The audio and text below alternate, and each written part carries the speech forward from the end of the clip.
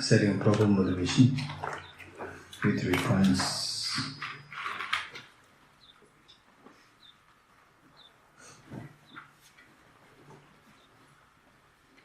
Refuge field, Bodhicitta field, and the purpose of this practice. Refuge field, 2 points for visualize and how to visualize. Visions of Buddha Shakyamuni, His Holiness the Dalai Lama, and all the Buddhas and Bodhisattvas in front of you.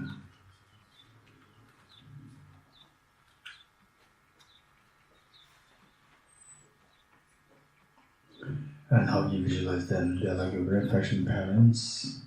And imagine you come home demoralized, and your parents are waiting there to give full love, affection, attention, so forth.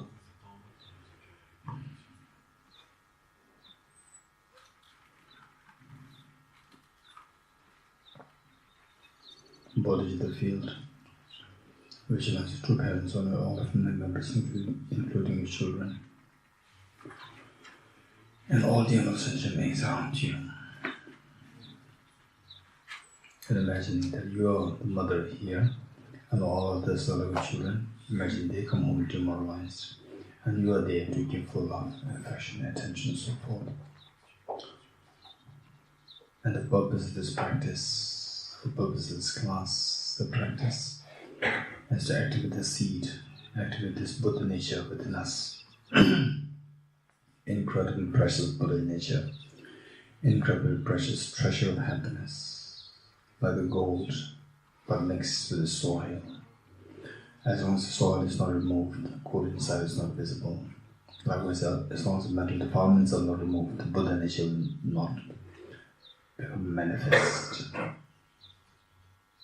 So how to get rid of the mental defilements? First of all, we need to identify what the nature of the mental defilements are, and then on that basis, apply the remedies to overcome the defilements. And the mental defilements are of 2 kinds, gross and subtle. The gross one also known as the afflictive obscurations, and the subtle known as the cognitive obscurations. And the afflictive obscurations, the presence of which stops us from achieving freedom from samsara. And cognitive obscuration, the presence of which stops us from achieving total enlightenment. And the afflictive obscurations is of 3 kinds: contaminated karmas, afflictions, and active seeds. All these 3 are rooted to the self-grasping ignorance. It is only through introducing the light of the wisdom of emptiness, that the self-grasping ignorance can be eradicated. Of course, driven by the force of the motivation, which is renunciation. And whereas for the cognitive obscuration, we need to apply the same wisdom of emptiness, but driven by the force of the bodhicitta, grounded on the renunciation. So with this in mind, you are leading this, and all the demonstrations may join you, and all the Buddhas and Bodhisattvas, they are watching us with tremendous love and affection and care. Let's turn to page 3. And with very great compassion, you taught the Immaculate Dharma, which is for all perverted beings, to you the Buddha Dharma and pilgrimage. And with very great compassion, you taught the Immaculate Dharma, which is for all perverted beings, to you the Buddha Dharma and pilgrimage. And with very great compassion, you taught the Immaculate Dharma, which is for all perverted beings, to you the Buddha Dharma and pilgrimage.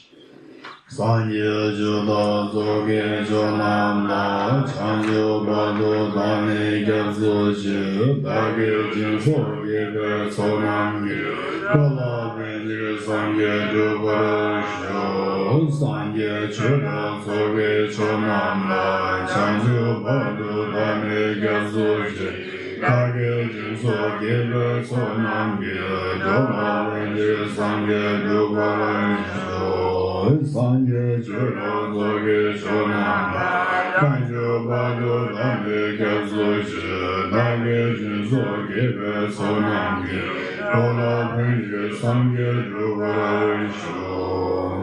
I go for refuge until enlightened through the Buddha, the Dharma, the Sangha, by the accumulations of privacy, giving and so forth. May I become a Buddha to benefit all sentient beings. I go for refuge and turn my Latin to the Buddha, the Dharma, the Sangha. By my accumulations of practice of giving and so forth, may I become a Buddha to benefit all sentient beings. I go for refuge and turn my Latin to the Buddha, the Dharma, the Sangha. By my accumulations of practice of giving and so forth, may I become a Buddha to benefit all sentient beings. Independent origination, there is no ceasing, nor rising, nor annihilation, no permanence, no coming, no going. I prostrate to the consummate Buddha, the supreme of all teachers, the one who taught this peace, which is spirit of liberation. I prostrate to the mothers of the dearest of Bodhicittas, who through the knowledge of the world is here seeking pacification to complete peace, who through the knowledge of past causes those helping migrators to achieve the end of the world, and who through the practice of omniscience has superior on the variety of teachings. The one who is transformed into the world of life, motivated altruism to benefit sentient beings, the teacher is the God and protector to your orchestrations. The one who has eliminated the wealth of conceptualizations and is endowed with the divine bodies of vast and profound, the 10 nations fall forever noble life raised to you the Buddha and orchestrations. Inspired by wisdom and compassion, today in the Buddha's presence I generate a mind of full awakening for the benefit of all sentient beings. Om Ye Dharma Hetu Prabhavam Hetum Te Shantathagato Yavatat Keshan Chayo Niroda Evam Bhati Mahashramanaya Svaha.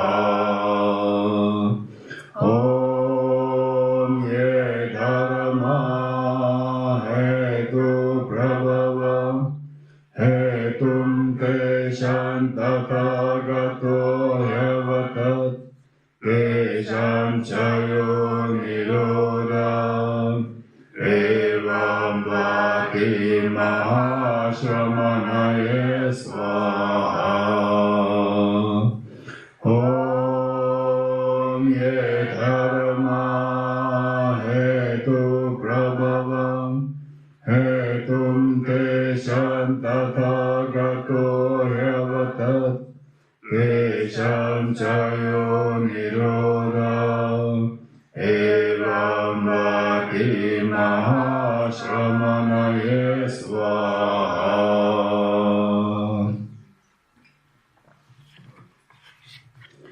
All phenomena arise from causes. The causes are taught by the Tathagata. The cessation of the causes is what is taught by the great seer. Profound, peaceful, elaboration-free, care-light, and human-composite, such is nature like Dharma I've discovered. Finding no one who can fathom this teaching, in silence I will return inwards. Beyond utterance, thought, and expression is the perfection of wisdom, which is unborn and unseasoned as the nature of space. Is the object of apprehension of the self-realized wisdom, to you, the mother of the Buddhas of the 3 times ideal obeisance. All composite things are impermanent, or contaminated things are of nature of suffering. All phenomena are of nature of emptiness and selflessness, transcending sorrow's peace. The Guru is the Buddha, the Guru is the Dharma, likewise the Guru is the Sangha. The Guru is the source of everything wholesome. I go for refuge in the Guru. By the sound of the vibrant drum of Dharma, you will liberate all beings of miseries. I beseech you to kindly remain and give teachings until they enter the sweat of billions of aeons. The Buddha does not watch the negativity of beings, nor does he remove their miseries by his hands. His spiritual realizations are not transferred to them, it is by teaching the truth of suchness that the beings are liberated. With 40 times I beseech the Buddhas of all directions to shine the light of Dharma for all who related miseries gloom. If attached to this life, you are not a spiritual practitioner. If attached to samsara, you have no renunciation. If attached to your own self-interest, you have no bodhicitta. If there is grasping, you do not have the view. Page 14, praise to Shakyamuni Buddha. To the founder, the endowed, transcendental destroyer, the one born beyond, the four destroyer, completely perfected, full awakened being, perfect in knowledge and good conduct, Sugata, in all the world, supreme God of human beings to be tamed. teacher, gods and human beings, to you the complete and full awakened one, the endowed transcendent destroyer, the glorious conqueror, the subduer from the shelter plan, and the straightening offerings can go for refuge. When you also supreme amongst humans, you were born in this earth, you paid our 7 strikes, then set them supreme in this world. You were wise and prostrate. The pure body is born supremely pure, wisdom motion like the golden mountain, fame that blazes in the 3 worlds, then the best Lord to be prostrate. With the supreme science based colors for the moon, color of gold to be prostrate. Thus we like you, the 3 worlds are not incompatible wise one, to you the prostrate. The Savior having great compassion, the Founder having all understanding, the field of magic with qualities of a vast ocean, to you the Tathagata prostrate. The truly the faithful from attachment. The just one in the lower realms, the one path to sublime pure reality, to the Dhamma that pacifies everything. Those who are liberated and also show the path of liberation, the holy few qualified with realizations, who are endowed with the moral precepts, to you the sunlight prostrate. Do not commit any non-virtuous actions, perform only perfect virtuous actions, subdue your mind poverty, this is the teaching of the Buddha. A star, a vision aberration, a flame of lamp, an illusion, a drop of dew or a bubble, a dream, a flash of lightning, a cloud, see conditioned things as such. Through these merits, and sentient beings attain the rank of all seeing, subdue the 4 falls, and be delivered from samsara's ocean, perturbed by the waste of aging, sickness, and death.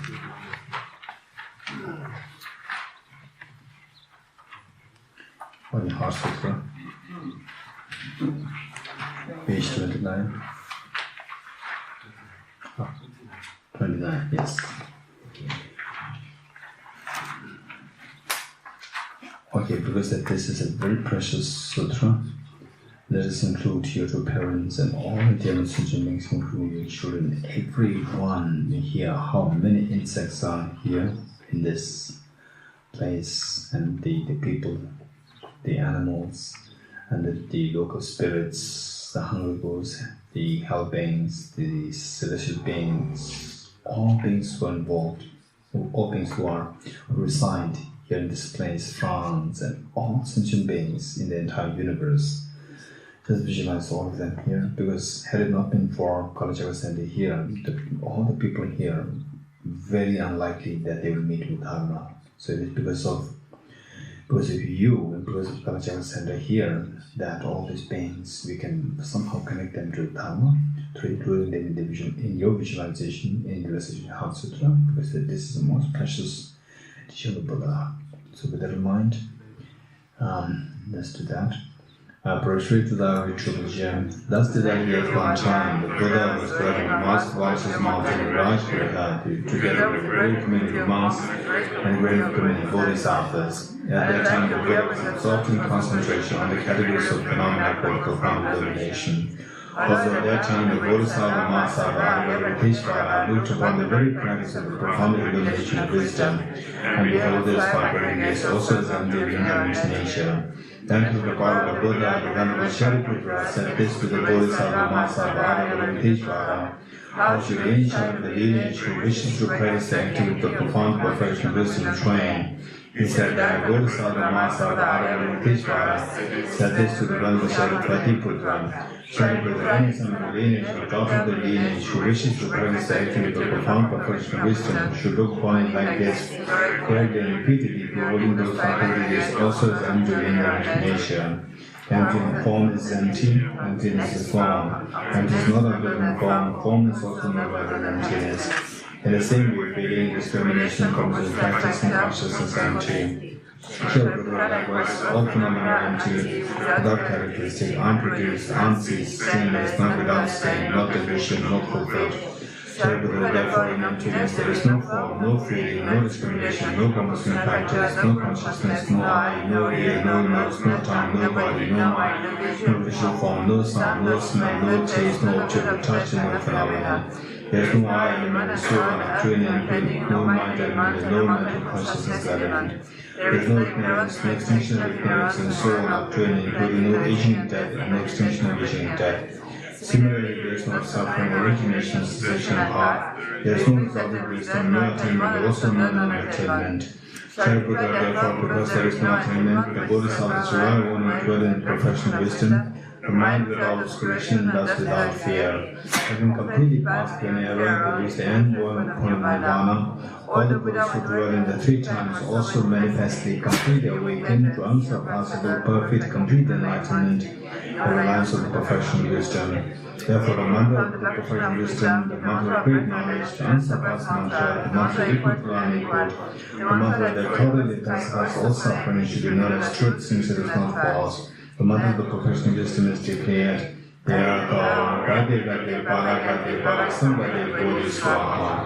Shall the Buddha, the Bodhisattva, Mahasattvas should train in the profound perfection wisdom like that. Then the Buddha arose from their concentration and commanded the Bodhisattva Mahasattvas to teach Bala, saying, well said, son of the lineage, it is like that, it is like that. One should practice the profound perfection wisdom just as you indicated, even that the Tathagatas rejoice. The Buddha, having thus spoken in the venerable Sarasvati Pudra, a Bodhisattva Mahasattvas to teach Bala, was surrounded in entirety along with the word of God, humans, asuras, and gandharvas, for the which was entirely praised as spoken by the Buddha.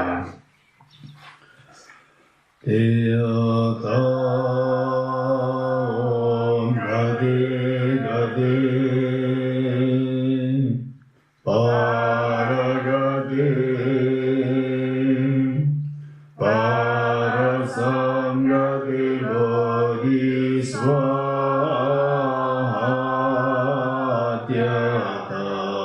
Om Gati Gati Paragati Parasamgati Bodhisvatyata Om Gati Gati Paragati Parasamgati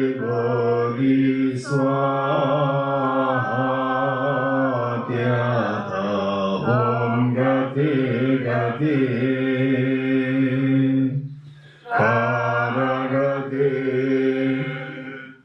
Parasamgati Bodhisvatyata Om Gati Gati Paragati Parasamgati Bodhisvatyata Om Gati Gati Paragati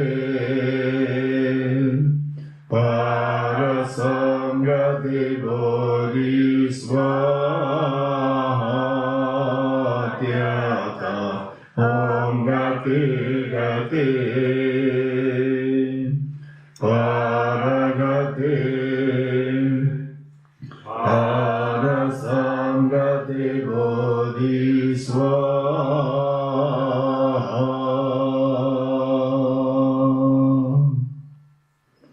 By the teachings of the three supreme jewels possessing power of truth, made and out of him to be transformed, may it be destroyed, may it be non-existent, may it be pacified, all negative forces opposed to the Dharma be completely pacified, may the road to 80,000 obstacles be pacified, may we be separated from problems and conditions harmful to the Dharma, may all enjoyments be in accordance with the Dharma, may auspicious and perfect happiness pervade this place now.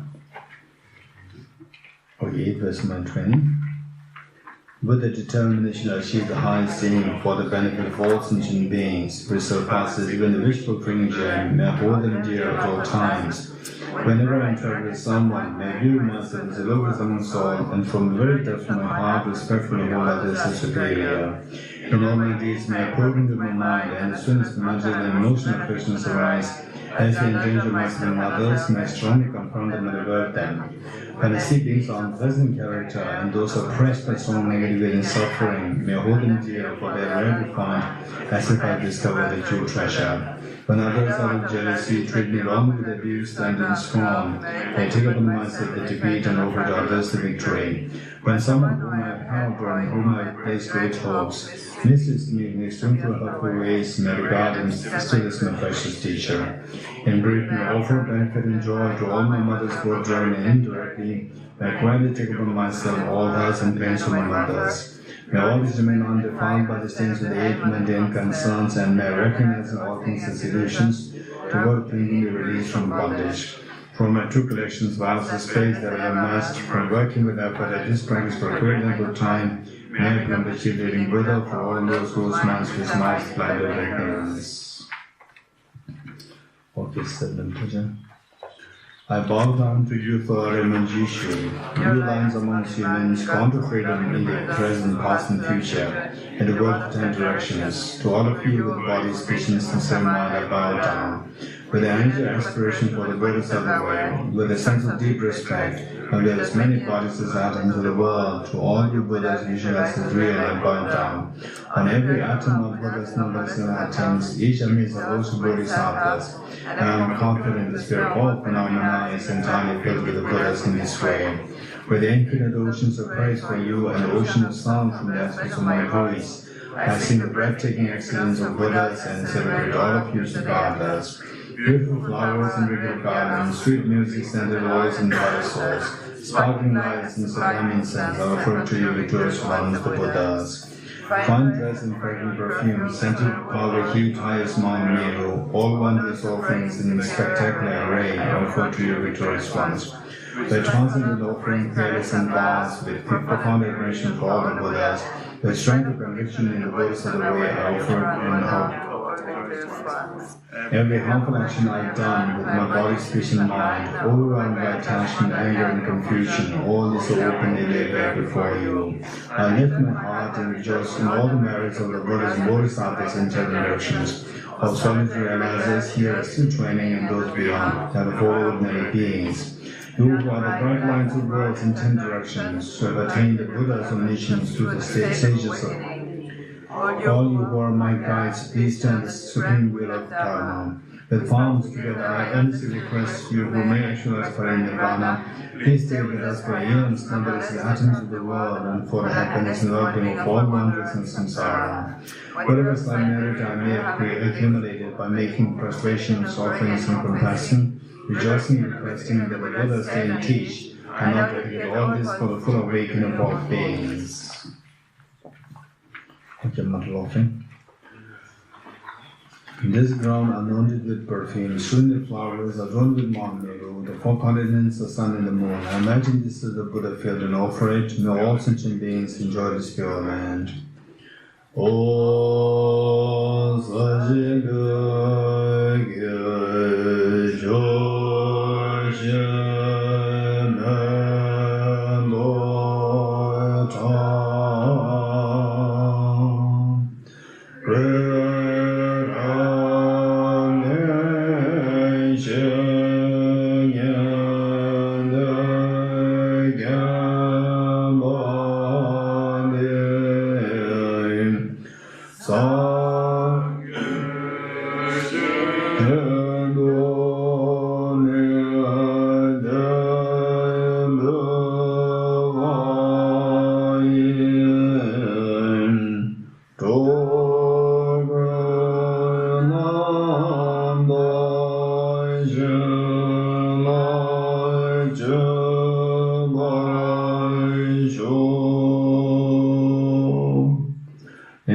That my mind is directed towards the Dharma, and be blessed that my Dharma practices on the proper path, may be blessed that the path is free of flaws, may be blessed that the flaws are seen in the light of solid wisdom. Becoming frustrated with ignorance that grasps the true existence, please bless me with genuine renunciation, seeing all aspects of samsara as vicious and repulsive. Please bless me that my mind's stream overflows with the precious bodhicitta that cherishes others more than myself. Please let me have an immaculate experience of the wisdom of emptiness that doesn't see even an atom of intrinsic reality. On the basis of understanding how things come to be, by dependent origination through mere conditioning. Please bless me that my mind stream overflows with the precious wisdom of non-duality, bliss and emptiness. Vedam Guru Ramamandala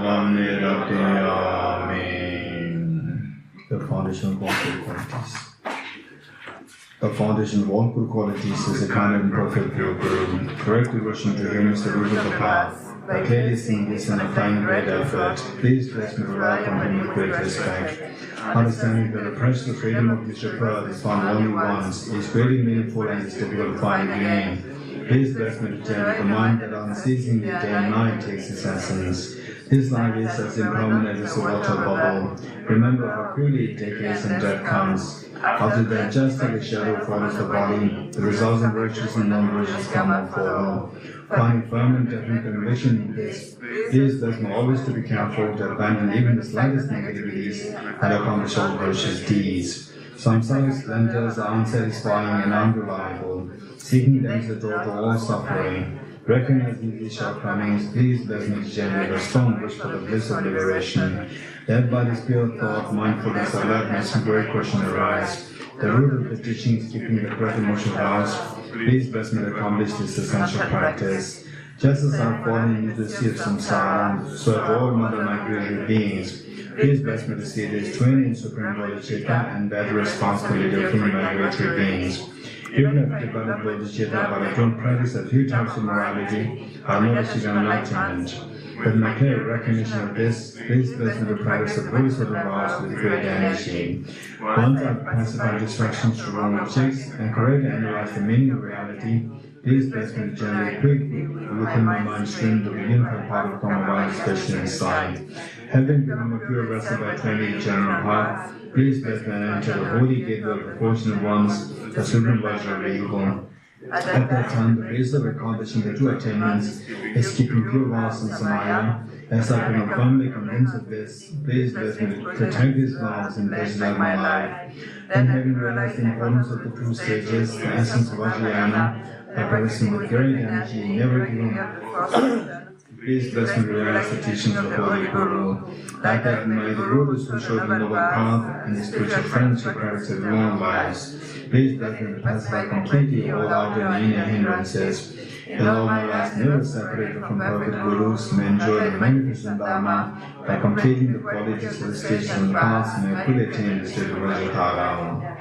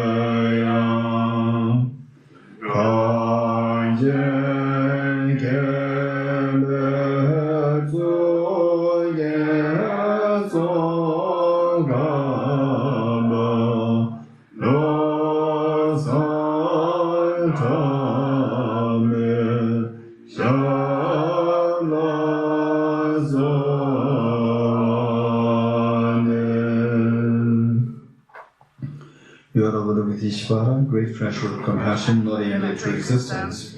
You are Manjushri, master of flawless wisdom, as well as Vajrapani, destroyer of hordes of demons without exception. Santapa, crown jewel of the sages without the snows of Santapa, your feet I make prostrations. Okay, gently, the mother constantly yoga. Our flatness, breath meditation.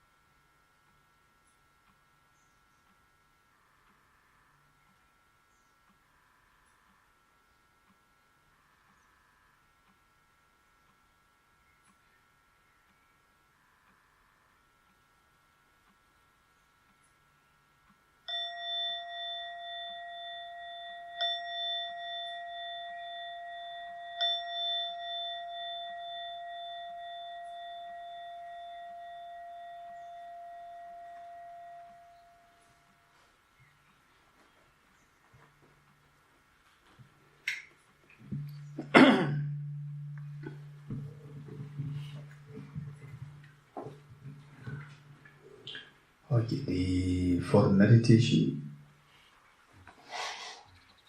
there are several things to keep in mind. One is the sound of the clock, with this tick sound, tick, tick, tick. This is very harmful to the meditation. One. So the clocks, if you use this clock with sound, it is advisable for you to change it to a soundless clock. You know that soundless clocks are available. Okay, one. And then I don't know, in France, if you use the fan, of course. Yeah, if you use fan, then with the fan, say the tablecloth, and your own clothes, they move like this, and with the eyes half open is very disturbing, right? So all the movements must be stopped, and the sound must be stopped to the best you can. Whereas if the sound is consistent, smooth, and it's fine. And then sometimes, say the river sound, very forceful river sound, that's also very disturbing. So these are the things that we need to keep in mind to point to the meditation. And say in some cases, with the meditation, hand gestures. With the hand gestures, see there's some of you do. In fact, the hand gestures is not necessary that they should be hard and fast too. But it is good if you could sit like this. This is, say, the Buddha Vajrayana's position, hand gesture. This is extremely good. To place the right hand on the left hand and the tips of thumbs joining, forming a triangle, and place them on your laps in restful state. Okay, never keep it like this. Never keep it half. Always keep it on your laps in restful state. Because the moment you keep it like this, what is happening? Part of your mind is used there to hold it. Because naturally, what's the natural state? Hand will go down. So for example, if you fall asleep, what happens to the hands? Will go down. Which means that what is holding this hand like this? Your mind is holding it. So therefore, part of mind is used there. So therefore, the focus is not going to be full. So therefore, the hand should not be kept like this, kept halfway up, but place it on your laps in a restful state, where even if you fall asleep, right, your hand is still there. Okay, so this is the idea. The idea is that your mind should be fully on the focal point. That should not be on the hand. Okay, so this is one thing that we keep in mind. Next is the renunciation. For that, the 4 seals. Get ready.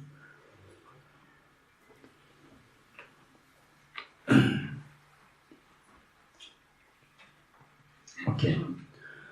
The renunciation. Renunciation is to renounce all our miseries. Okay, today is not going to be guided. It's going to be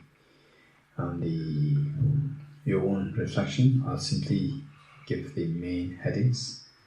Okay, renunciation is to renounce all the miseries. To renounce miseries, we need to know how to renounce cause of the miseries.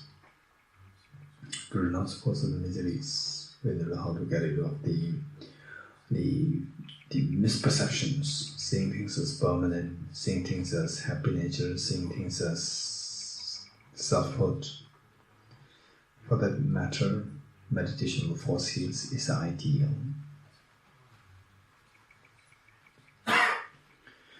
Okay, so and we should be as creative and learn how to be creative in your meditation of the 4 seals. And I give the main heading. You meditate on this, and then after about 2 minutes, you'll switch to the next heading. And when I indicate the next heading, you don't have to hurry. Slowly wind up the first one and move to the second. Likewise, third and fourth. Okay. All composite things are impermanent.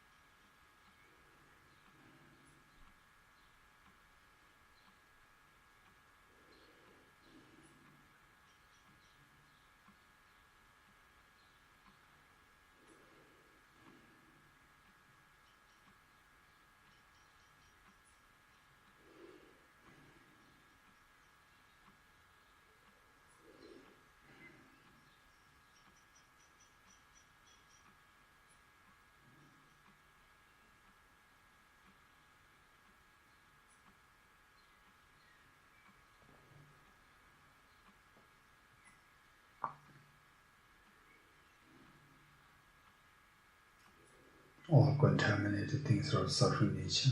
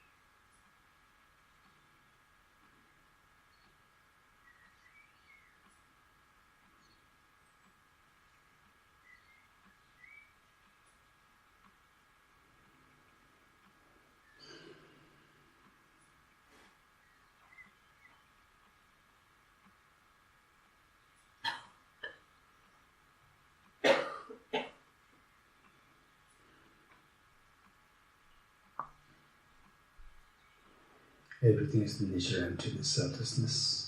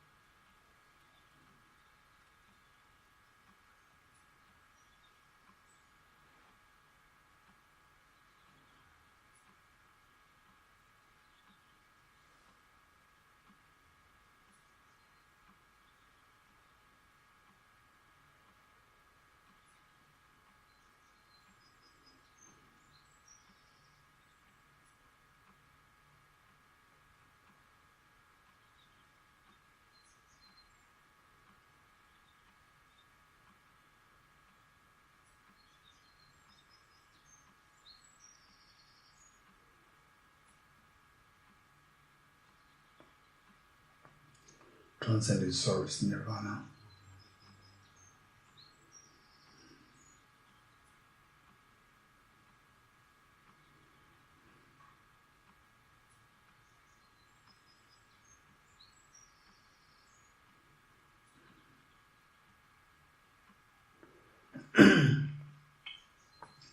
In this experience of emptiness, all phenomena dissolve: sickness, aging, death, tension, depression, the loss of near and dear ones, anguish, lamentation, all experiences of pain dissolve here in this experience. This is where the mental disturbance stops. This is what is known as the absolute peace of balance experience. Genuine wishing to achieve this state is known as renunciation. Seeing that all the miseries cease in the face of the wisdom of emptiness. Okay, slowly come out of this meditation.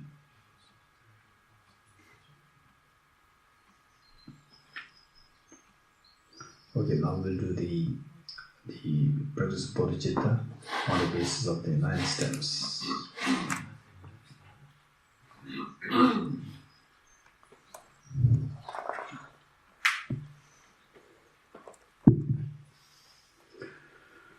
And the 9 steps, the method of equalizing exchanges of others. Are you ready? Reinforce the visualization of all Buddhas and Bodhisattvas in front of you, and how they're very affectionate, so loving, so caring, where I should have practiced these 2 methods, equalizing exchanges of others and the method of the self-focus method, and eventually accomplished in the final state of the Bodhicitta, and following that is the Buddhahood. And visualize the 2 parents and all the demon sentient beings, including 2 children around you, and all sentient beings, leaving them aside, even the most difficult ones. And how we see somebody as a difficult one is all because of our being very ordinary. Had it been the case that we have transcended ordinariness, we've reached the level of the Gueshe like this, you will see that no one is your enemy. The more harmful the other person is, more one should be feeling great gratitude towards that person, for that person contributing in you to achieve Buddhahood. Okay, with this tremendous love and affection to all different sentient beings, and the whole purpose is to combat this self-centered attitude. Finally, if there is one thing which is to be exterminated, which is solely responsible for creating all the miseries in you and all others, is a self-centered attitude grounded on the self-grasping ignorance. So with this in mind, the first step, we do the method of equalizing exchanges of others to generate Bodhicitta, which has 9 steps. Okay. The first step, equalizing exchanges of others. You and all sentient beings, we're all just the same equal in wanting happiness and not wanting suffering.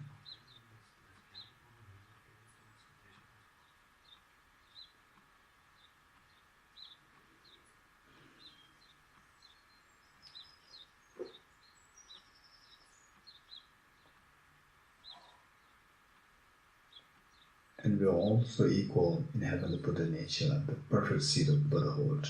By no means we are inferior pertaining to the Buddha nature, by no means we are inferior even to the Buddhas, we are same. And all sentient beings, likewise, all of the sentient beings, no one is inferior to you, everybody is the same pertaining to the Buddha nature. We all have the seed of perfection equally.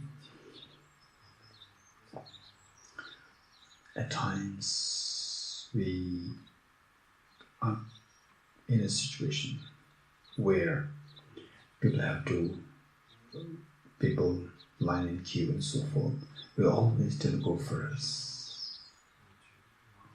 And particularly saying in many situations where either you're not going to get seat, or the train may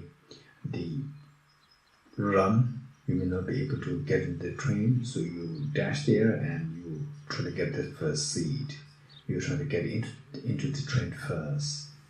Likewise, in any other situations there, we see that we always try to get first. This is all the indication that the self-centered attitude is there within us, saying, I'm more important than others.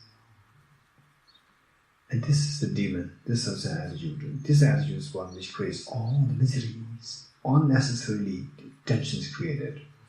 So there, while everyone is going to get there, somehow get there, and still you want to be there first. So this unnecessary. And then if you don't get there first, somebody else gets there, then you feel irritated, mentally disturbed, and then somebody breaks the queue, somebody jumps the queue, so irritated. There's all this tension. Self-centered attitude meant to give rise to happiness, but this self-centered attitude is actually one which attracts all the unnecessary tension, agitation, irritation, and so forth. And likewise, say, at times we never know what situations we will end up in. For example, say, at times of hunger, thirst, and so forth. And at times of fear, we all run, and then we try best to run first so that I'll be saved, and I'll be saved. At least I'll be saved. So there's a clear indication that self-centered attitude is actually acting here. If you ask the reason, why do you want the food first? Why do you want the water first when you're very thirsty, when you're very hungry?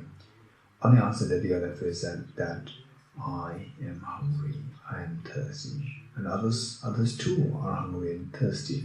So there's no reason why you should have the preference and not others. That's true. And if the pain is more intense, like 80%, 90% painful, then somebody else who is going to have this food, who is going to have this water, no doubt that you just grab at the water or the food first. It's all because, again, if you ask the question, why I'm doing this? Why my mind is behaving like this? It's all nothing other than self-centered attitude. There is no reason as to why I deserve the preference and not others. So, realizing this, we see that there's a total unevenness, uneven feeling within your mind, very partial feeling within your mind. That is not a self-centered attitude. This is one which is responsible for attracting all the miseries. And simply on the basis of the reasoning. If I don't want hunger, others also don't want hunger. If I don't want thirst, or others also don't want thirst. If I want happiness, others also want happiness. If this is a reason, then everybody's equal. That's very true. That's very true. From today onwards, any of such situations arise, I'll always make sure that this self-centered attitude cannot take me over. I will subdue the self-centered attitude, and I will always treat all others as equal. Even if I'm 80%, 90% hungry, thirsty, and somebody gives the water and the food and so forth, I'll always make sure that we are all equally distributed, that I'm not given a special treatment. Okay, I'll make a very strong commitment. Henceforth, under such situation, I will never treat myself as more important than others. I've discovered that we're all equal in wanting happiness, not wanting suffering, and there's no exceptional reason which makes me special. So therefore, I'll always treat myself as equal with others, never as more important than others. Make a very strong commitment.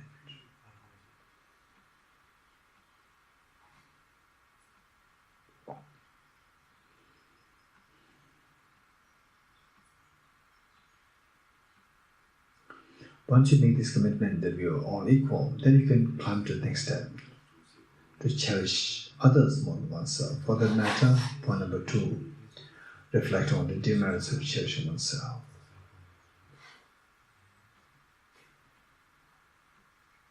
Generally speaking, in your life, you met with people who are kind and people who are very selfish. Generally speaking, if the two people are equally competent, for sure the selfish person is much, much more in suffering, suffer much, much more, and other people will not really appreciate and like this person. Whereas the person equally competent, but less selfish and very kind and generous, of course skillfully kind and generous, many people will adopt that person. The person will never feel the lonely and unnecessary agitation, irritation because of the self-centered attitude, the selfishness and the ego, they will not arise. So overall speaking, that person is much more happy. So this unhappiness is all because of this self-centered attitude. It makes you so lonely, it pushes others away from you. So who will come to you when you need them? Because they know that you are very selfish, and the selfishness, by the very definition, the one which pushes others away from you, which says that I'm more important. Who will like somebody who tells you that you are less important, I'm more important? Who will like such person? So automatically, the self-centered attitude is one which makes you lonely. Loneliness is what is one of the greatest of pains, greatest of the miseries of the people, particularly of today's world. And this is all because of the self-centered attitude.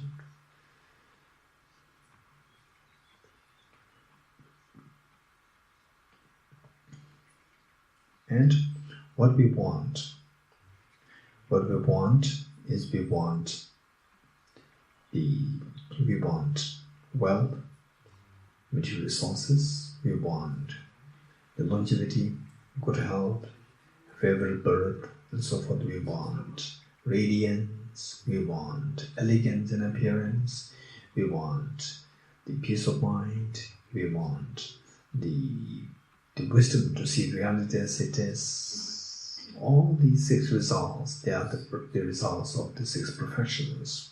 And self-centered attitude is the one which demarcates between I and you, and making you see yourself as more important than others, and because of which you will do all the opposites of the causes of these 6 results.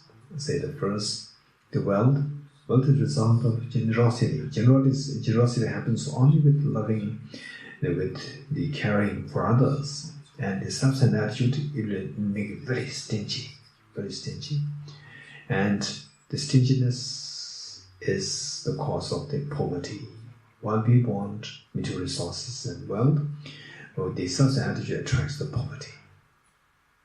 Again, what makes you to be stingy is because of the self-centered attitude. Likewise, the good health, well-being, longevity, favorable birth, and so forth, they are the results of the morality of not harming others. What makes us harm others is because of the self-centered attitude. Self-centered attitude is one which pushes others away from you, which harms others. So that is one which makes us to engage in the morality of harming others. So that results in having all these, the short lifespan, the ill health, the unfavorable birth, and so forth. Nobody wants that. Yet that is attracted all because of self-centered attitude. And the radiance. The radiance is the result of the practice of patience. Why we lack patience is because of the ego. Because of the ego and because of the self-centered attitude. I want things so fast. And why this person is harming me? Why this person is not letting me do it? Why this is not happening to me? It's always centered on the self-centered attitude. So this is one which makes you to go into the anger and not have patience. Because the anger, the loss of the absence of the radiance, the lack of radiance is what is attracted. The radiance is pushed aside by the self-centered attitude. Again, we see that the fact that we don't have the radiance is because of the self-centered attitude. So self-centered attitude is from every point of view, from every angle, we see that self-centered is so destructive. While it comes in the facade of guarding us, while it comes in the facade of giving us strength, it is all just total deception, so cunning and so vicious. Coming in the facade of being the best of the friend, and behind, in actuality, creating all the problems, attracting all the miseries, attracting everything which you dislike, including the poverty, ill health, short life, then the unfavorable births, and then the lack of radiance, lack of elegance. Elegance is a result of the enthusiasm, the joy over the virtue. It doesn't make you to have sense of joy over the virtues. It only makes you to find joy in non-virtues. Non-virtues simply pushes away the elegance in your appearance. And this non-virtues, it will make your mind so disturbed and upset because of the ego. Ego isn't disturbs your mind. And because with disturbing the mind, mental concentration is impossible. Without mental concentration, peace of mind is impossible. Again, you are deprived of the peace of mind because of the self-centered attitude. And finally, the wisdom. The wisdom is to see the reality as it is. And the self-centered attitude, particularly the gross self-centered attitude, is heavily grounded on the self-grasping ignorance. So the it reinforces self-grasping ignorance, so therefore it distances the wisdom of emptiness. So you are deprived of the liberation. You are deprived of the liberation. You are constantly being ensnared, constantly being trapped in samsara, imprisoned in the samsara, all because of this gross self-centered attitude. So thinking this way, we see the self-centered attitude, by no means it does anything good to me, it only harms me. But when it comes to you, how does it come to you? In the facade, it's like it gives you so much strength, as best of the guide and best of the friends, and so much strength. In actuality, no. This is the one which is like the mastermind who appears so nice, and behind you, he or she is sending all the gundas, all the burglars, all the gangsters to kill you and destroy you. This is exactly what the self-centered attitude is doing. So henceforth, I will never ever give in to self-centered attitude. I will never ever. And this self-centered attitude never arises as something like something external person. It will all come from inside. You will give false impression that I'm guarding you. Always be mindful that should the self-centered attitude arises, should it arise, make sure to be aware of it. Make sure to be aware of it, that you are not swayed by it. Yes, henceforth, now I've seen all the demands of cherishing oneself. And any acute pain that we're going through, loss of job, and then say the breakups, conflicts, loss of near and dear ones, sickness, aging, so forth, death and so forth. All these things, the fear, acute pain, acute irritation, acute corrosion mind. The moment any of these acute experiences coming, this is all the indication of the self-centered attitude.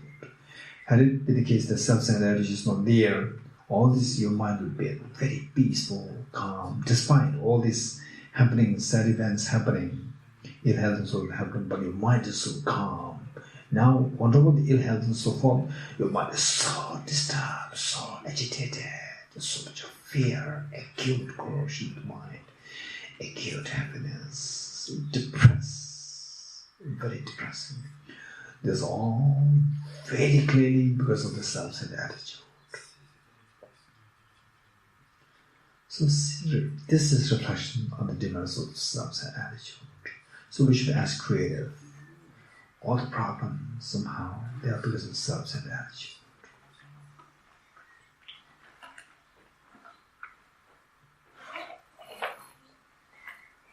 For example, say, another example would be America, Mr. Trump. Whether or not he's going to win the next time is questionable.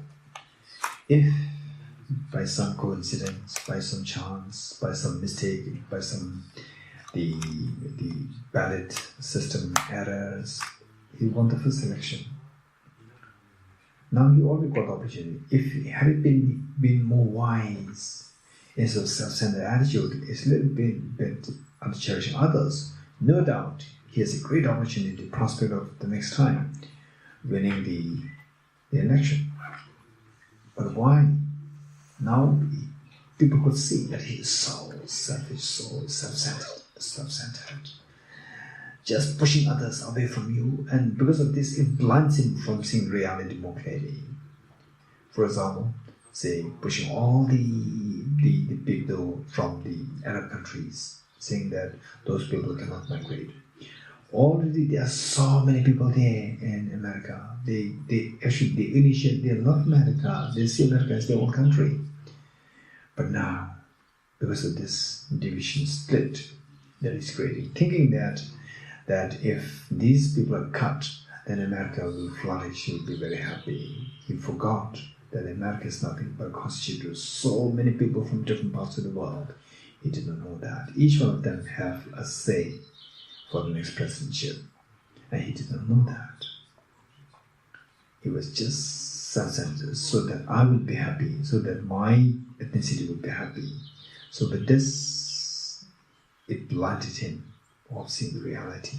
There's so many Arabic people and so many sensible people who might have actually cast the word to him before.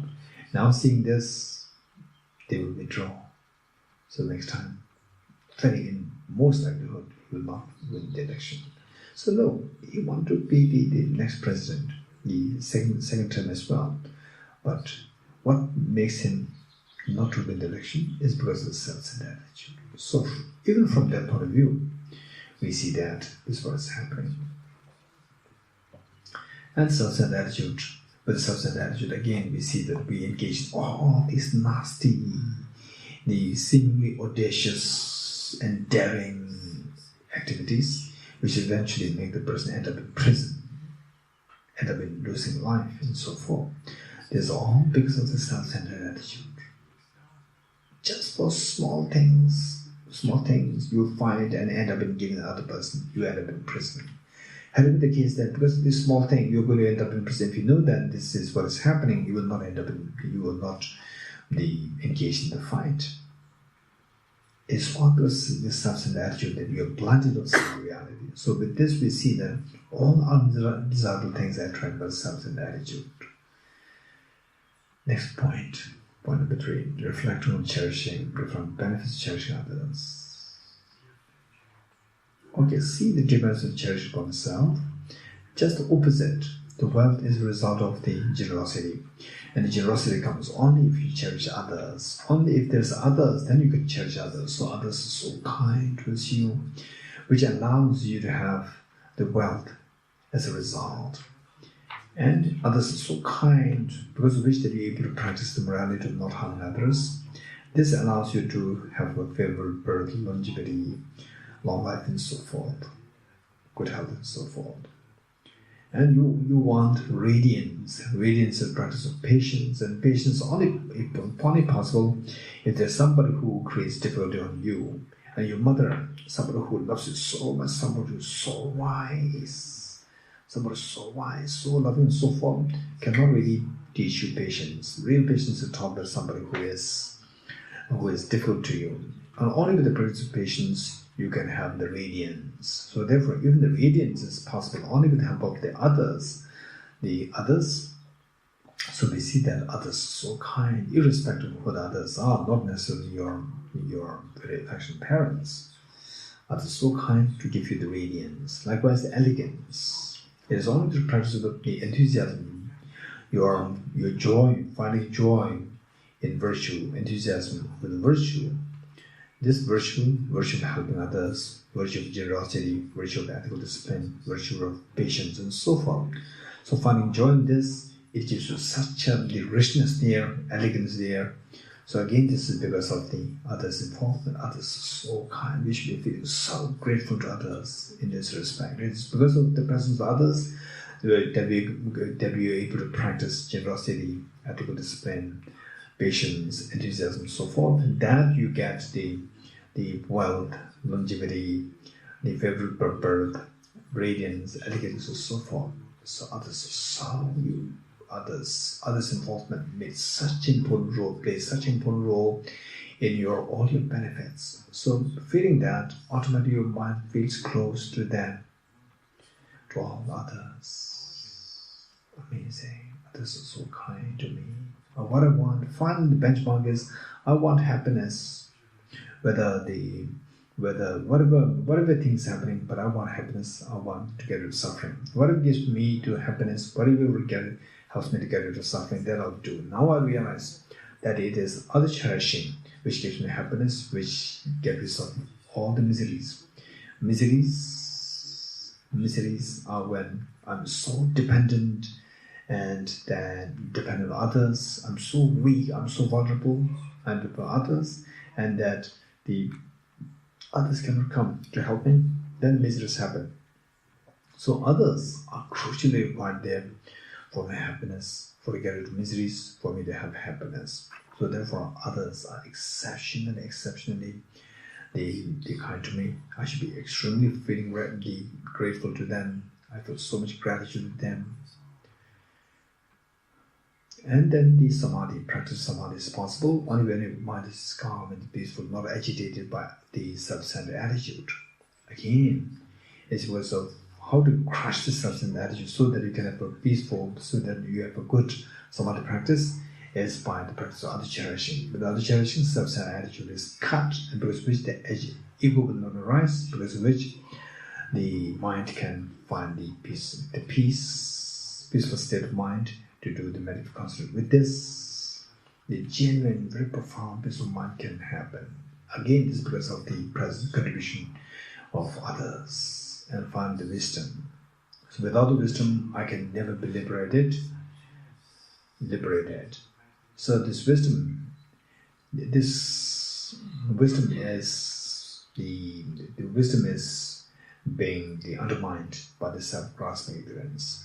And the self-centered attitude, particularly the gross self-centered attitude, it reinforces the self-grasping ignorance. So therefore, distancing the arising of the wisdom. So without wisdom, we see that no liberation is possible. So therefore, other cherishing is crucial in giving rise to the wisdom within me. Again, others are so they're kind to me. I should be feeling so grateful to them. So from this, we see that somehow all the happiness that the world contains, as Bodhicittas Buddha said, are derived through cherishing others. All the miseries the world contains are derived through wishing happiness for oneself, which is self-centered attitude. Okay, with this in mind, make a very strong commitment that henceforth I will never have it so. I've never ever given to the self-centered attitude, and I'll always cherish others. Step number 4. Taking the suffering of others with emphasis on compassion. Okay. Reinforce the visualization of all the beings who are suffering, sickness, aging, death, fear, loss of the lack of love and affection of mothers, lack of dharma. Just visualize all these beings. And because of these things, the beings are suffering, going through 3 kinds of suffering. The manifest suffering such as sickness, aging, death, headache, fear, tension, depression, lamentation, anguish, and so forth. And also think of how the beings are suffering because of the bait-like contaminated happiness, which traps them, keeps them trapped in samsara all the time, never letting it go away from samsara. And then finally, the pervasive condition of suffering in the form of being the loss of freedom, losing the freedom to the contaminated karmas and afflictions. Okay, so as we breathe in, imagine that you're breathing in all the suffering, sickness, aging, death, fear, tension of others. As you breathe in, imagine they all just get in along with the very dirty, extremely polluted torrents of water stream gushing through your left nostril.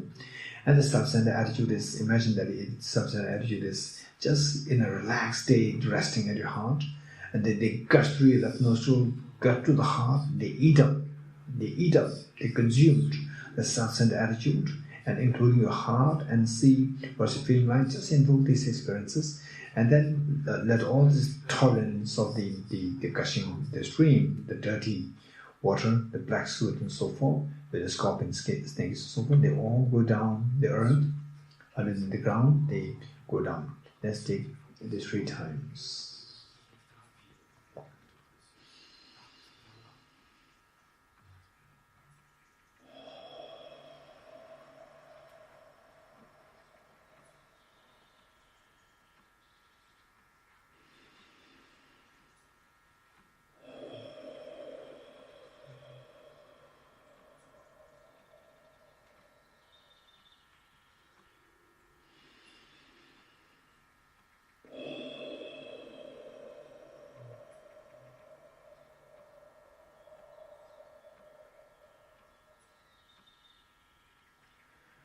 Now imagine that all the dear Mother sentient beings, they are freed from the manifest suffering or suffering. Okay, now let us take 3 times take the suffering change in the form of the bait which traps the beings because of the which deceives the being, which lures the beings with this pleasant experience, God having pleasant experience, and not allowing them to not allowing them to be free from suffering. Okay, let us take all the suffering change in the form of the baits or vicious bait 3 times. Again, it's in the form of the forceful torrents gushing through left nostril, in the form of the very dirty smoke, the soot, and with the snakes, scorpions, and so forth, crocodiles, and so forth. Okay, 3 times.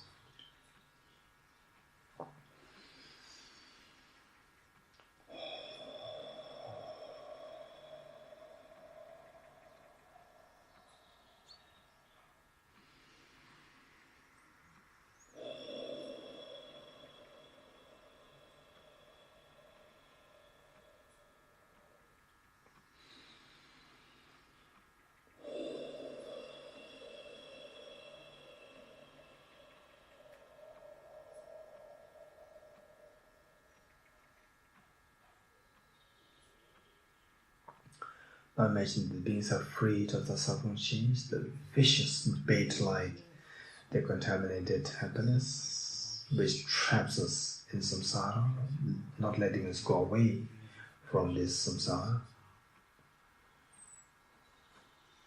Third, let us take the suffering, pervasive conditioned suffering, in the form of our being losing the freedom, our being under the sway of the control of the contaminant karmas and afflictions, which makes us to take involuntary birth in samsara.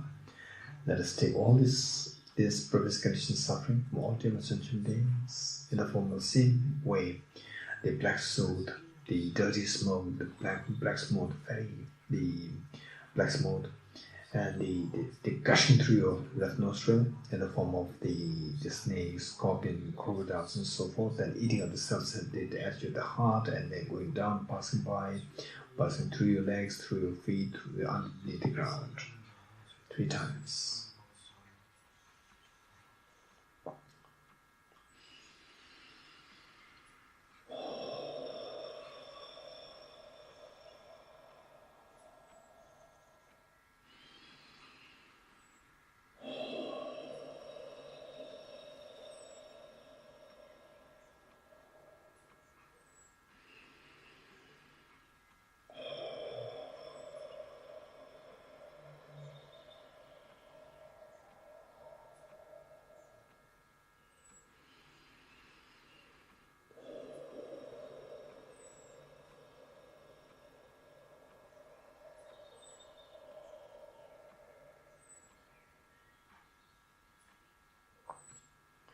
We can imagine that all the Dharma sentient beings, they are free from all the 3 kinds of sufferings. They experience such a bliss, such experience of peace. No mind will go through the suffering anymore.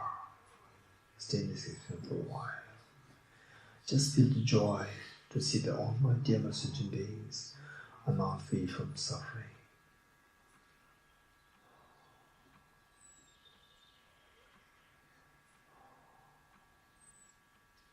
Next, step number 5, giving your happiness to others, all the happiness and the cause of the happiness to others, with emphasis on loving kindness. So this we do on the basis of the 4 generosities, practice of the 4 generosities: generosity of material resources, generosity of love and affection, generosity of giving protection to others' life, and finally generosity of dharma. When you first the generosity of material resources, as you breathe out, imagine that all the material resources that you have, the virtues which are the source of the material resources, particularly the virtue in the form of generosity. As you breathe out, they all go out through your right nostril in the form of white nectars, white light, just gushing through, gushing out out through your right nostril, and then it spreads across all the entire universe. The mere touch of these with these sentient beings, they're all transformed into their respective material resources, such as food, clothing, money, shelter, and so forth, so that all the poverty, all the problems are removed. Okay, 3 times.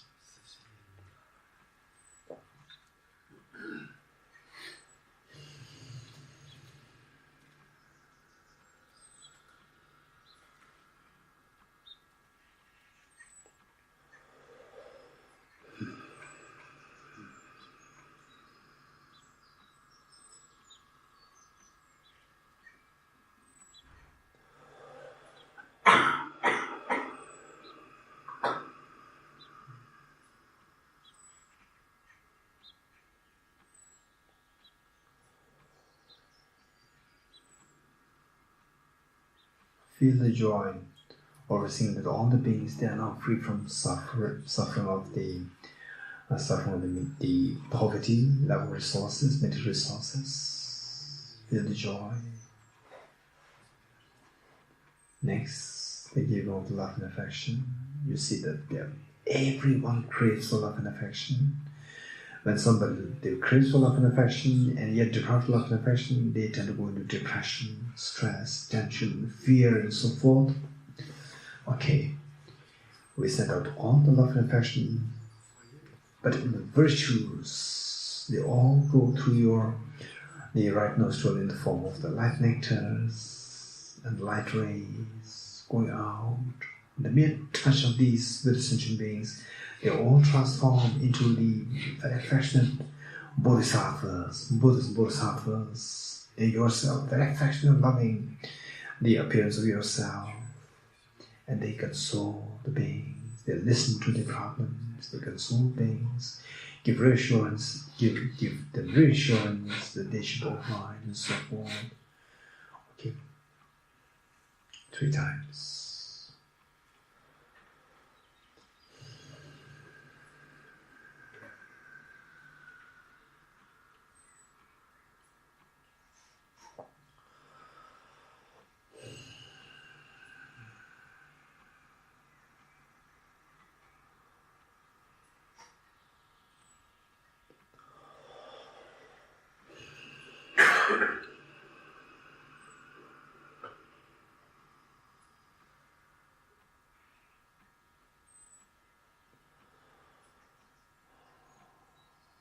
Now feel the joy of all these beings who are in so much of fear, depression, tension, and so forth. They feel such a relief over your generosity, love, and affection. Next, the generosity of protection. Again, imagine that all your virtues you send forth, your love and affection, your virtues sent forth in the form of nectars and sweetness towards through your right nostril, towards all directions. The mere touch of these for the beings who are in the hospital, waiting for with the terminal illness, miraculously they are healed. They feel such a protection and safety. Now I'm recovered fully. I'm dying. I was thinking that I was dying. No, I'm miraculously recovered. Likewise, the people in the hospices, they also miraculously regain their health, regain their youth, regain their strength, and they're relieved. They're free from the fear. Again, the beings in the hands of the terrorists, that the minds of the terrorists, they are changed and they're relieved. They meet with their mother, they meet with the parents, the father, the children.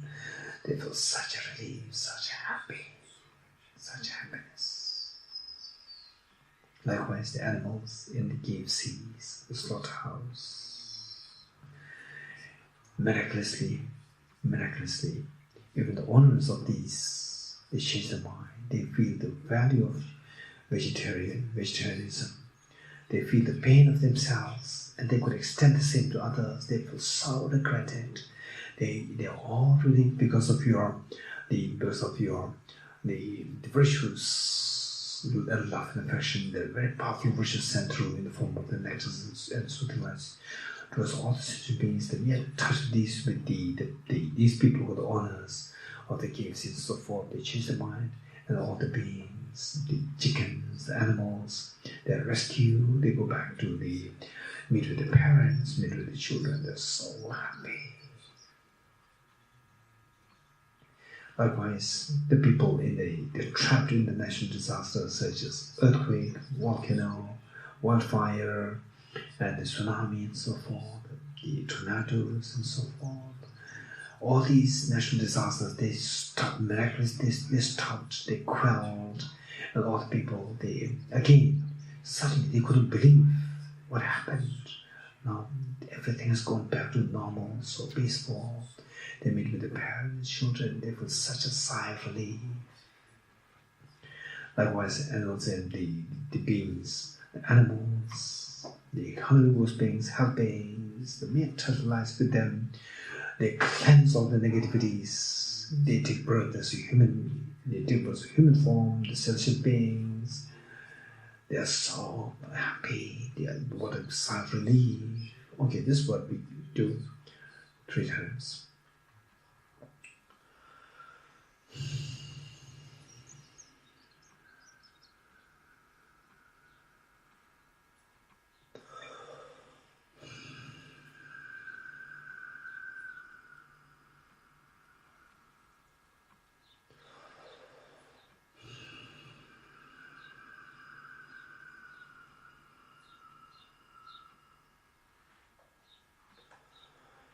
Feel the joy over seeing that everybody gets the safety, protection of life. They get such a feeling of relief. Amazing. Next, the giving and the generosity of Dharma. And Dharma is of 4 kinds. Renunciation, Bodhicitta, wisdom of emptiness, and non-dual wisdom of bliss and emptiness. Renunciation, finally, not just freeing them from the suffering from yourself, that is just temporary.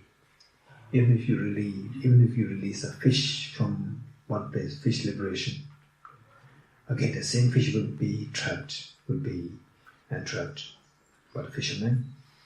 So the protection that you gave, the relief that you gave, the money that you gave, and so forth, they are all temporary. They can come back to the same problem. But by giving them the dharma of the renunciation, all the causes of the miseries will be cut, and the miseries automatically come to an end eternally. This is the lasting solution. This is the lasting breath, the gift from you. Okay, imagine that you are sending forth the light and nectars, and the moment they touch all the beings, animal beings, animals, hungrous beings, the hell beings, and the spirits, and even the human beings, and so forth, everyone, celestial beings, the mere touch of the lights and nectars with them, imagine that they transform into Aramanjushri, Aravadukteshvara, Aramatriya, Buddha Shakyamuni, Aravajapani, Aratara, and so forth.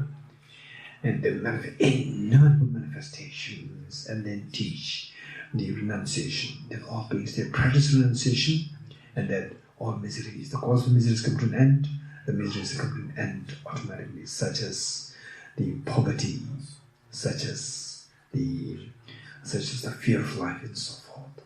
Okay, 3 times.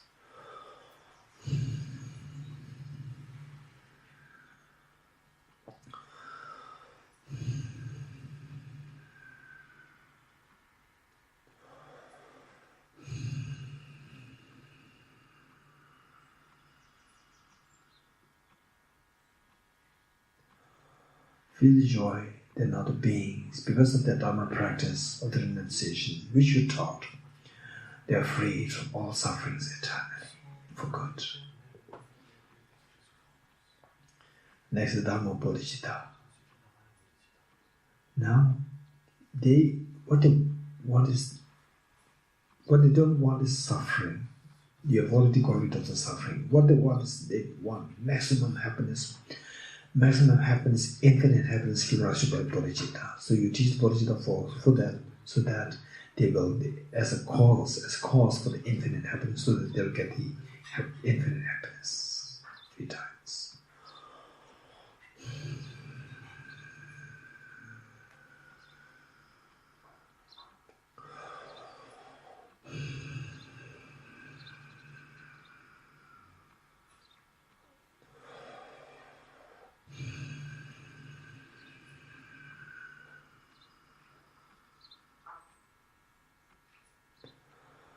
Amazing. Now the participant, all sentient beings, they practice bodhicitta. Now they don't harm anyone. They embrace all of the sentient beings so lovingly, so dearly. And because of which, they start to follow Gate, Parasampade, Bodhiswaha. And because of the Bodhisattva, they attract the infinite happiness. Wow, I'm so happy. All my dear sentient beings, they practice bodhicitta and they have this infinite happiness. Amazing. Wow. Number 3. Given the Dharma of the wisdom of emptiness, to materialize the 2 aspirations, the 2 goals of renunciation and bodhicitta, the wisdom of emptiness is indispensably required.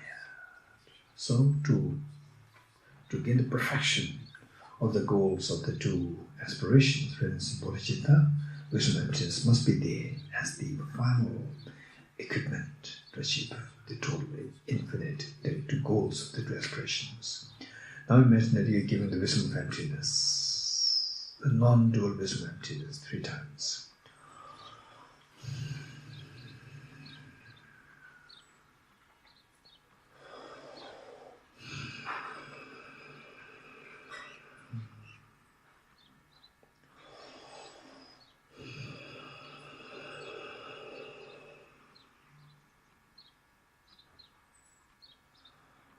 Whatever the experience of emptiness that you have, imagine that all the sentient beings, because of you giving the teaching of emptiness to them, they realize emptiness now, they realize the emptiness non-dualistically. Wow, this guarantees that the 2 goals of the 2 aspirations are going to be accomplished, consummated. Amazing. Finally, the Dharma of the non-dual wisdom of bliss and emptiness. To expedite this path to achieve freedom from suffering, path to achieve the infinite happiness of the Buddhahood, the teaching of the non-dual wisdom of bliss and emptiness is required. So for that matter, 3 times.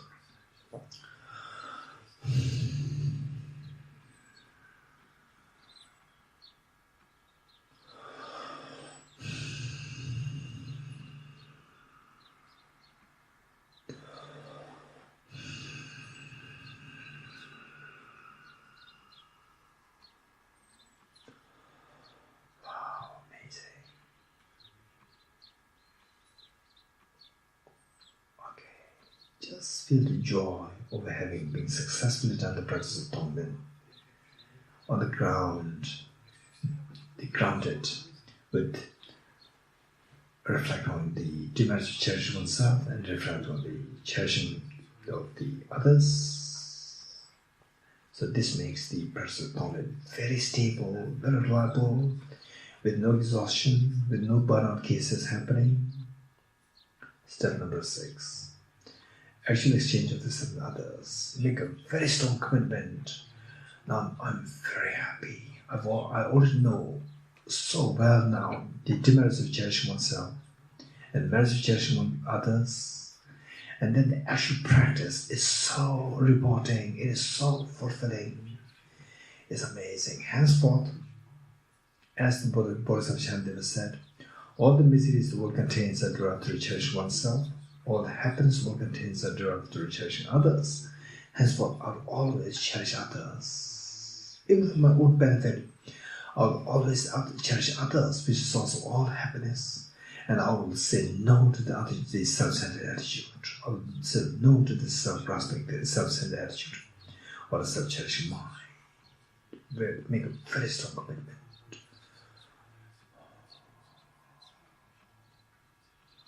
I will never accept the self-centered attitude.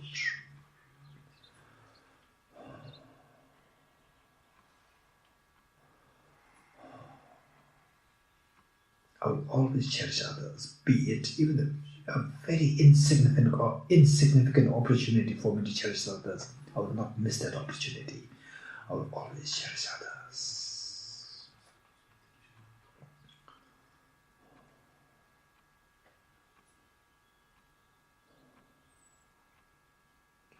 Okay, step number 7. Special recollection of the kindness of others. In that, in actuality, I have the Buddha nature. If this Buddha nature is full awakened, I don't have to depend on the kindness of others. But because of the self-centered attitude, this Buddha nature is not awakened. It is still in the form of a very dominant state. I'm so weak. I'm so weak. Why should I be weak? I have Buddha nature. But it's weak, because even though the Buddha nature is there, what do? You have the self-centered attitude which obscures this Buddha nature, this beautiful Buddha nature. Yes, I'm so weak. I'm made weak, not by the Buddha nature. If the Buddha nature comes out in its own, in its full form, I'm very strong, I'm like a sun. But I'm so weak at the moment. It's not because of Buddha nature, it's because of the self-centered attitude, self-grasping, self-centered attitude. Okay.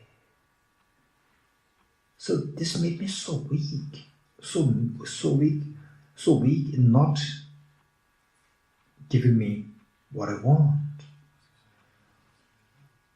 It made me so weak. It made me hungry. It made me cold, thirsty. It made me afraid of the external threats and so forth. If the Buddha nature becomes awakened, I don't need to be afraid of all these things.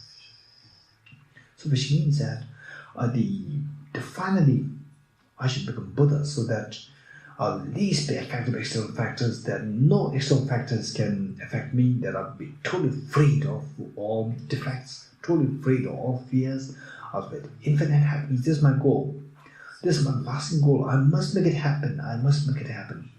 But the lasting goal, how long does it take to achieve that? It'll take quite a long time. So meanwhile, I shouldn't be confronted with the fears, temporary fears. So I need to depend on the temporary happiness and the long-term happiness. And the temporary happiness, before I achieve enlightenment, I have to depend on food, clothing, shelter, all the other things. Like, for example, even cars, even the metro, and so forth. I depend on so many of these temporary things. All these temporary things, for example, say the car and the food. Even my dearest of the mother, she cannot give me the complete food. There's food. If I were to do this delicious food, if I were to get it fully, without dependence on others, self-centered attitude cannot give it. Self-centered attitude comes in the facade, as though in the pretext that I can give you all, I can guard you, I can give you everything you want.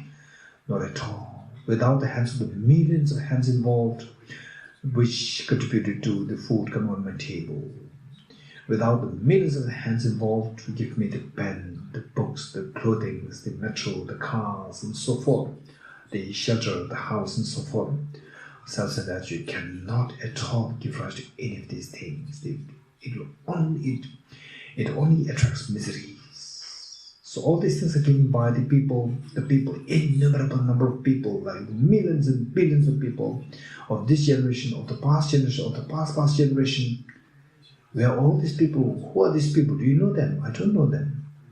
They are your neutral people. It is only because of these neutral people's contribution that I'm reaping all the benefits, that my hunger is going resolved, that my thirst is going rid of, that my cold is going rid of, that my heat is going rid of, that I can travel to places so easily, that I can give notes very easily, I can attend the Bodhicitta retreat easily, I can read books and so forth. All these things are because of the kindness, sheerly because of the kindness of others, or the neutral beings.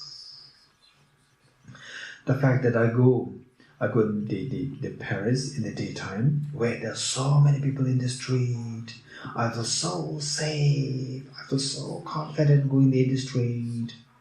It's all because of these innumerable people who are around you. They guarantee that you feel safety, that nothing will happen to you.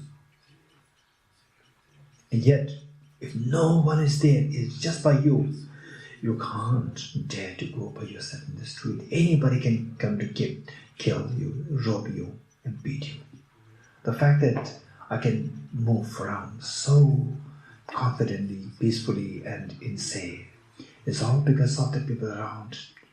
All these people crowd around me. And some of them are shouting and so forth. Shouting means nobody can actually do anything harm to you, because this shouting means even the robbers and so forth, they know that there's somebody there. We, on the other hand, we said, oh, these people shouting is so non-courteous, so lack of the mannerisms. So no, they are so kind. The fact that they shout, the fact that somebody honks the cars, they are actually alerting the robbers. Hey, don't rob, don't kill others, don't do things, because we are there. It's amazing. We see them negatively, but in actuality, this is because of them that we feel the safety. So these are the people who are neutral. We don't know who they are. It is all because of the neutral people that we are getting all the immediate benefits. Without immediate benefits, forget about the long-term benefits.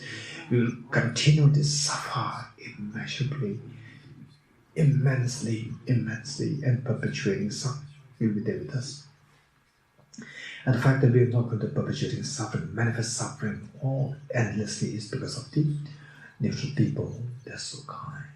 They're so kind. Henceforth, I'll make sure that the neutral people, they are good. Recall their kindness. And on that basis, my love and affection flows towards the beings. I love all the neutral beings. You are so kind.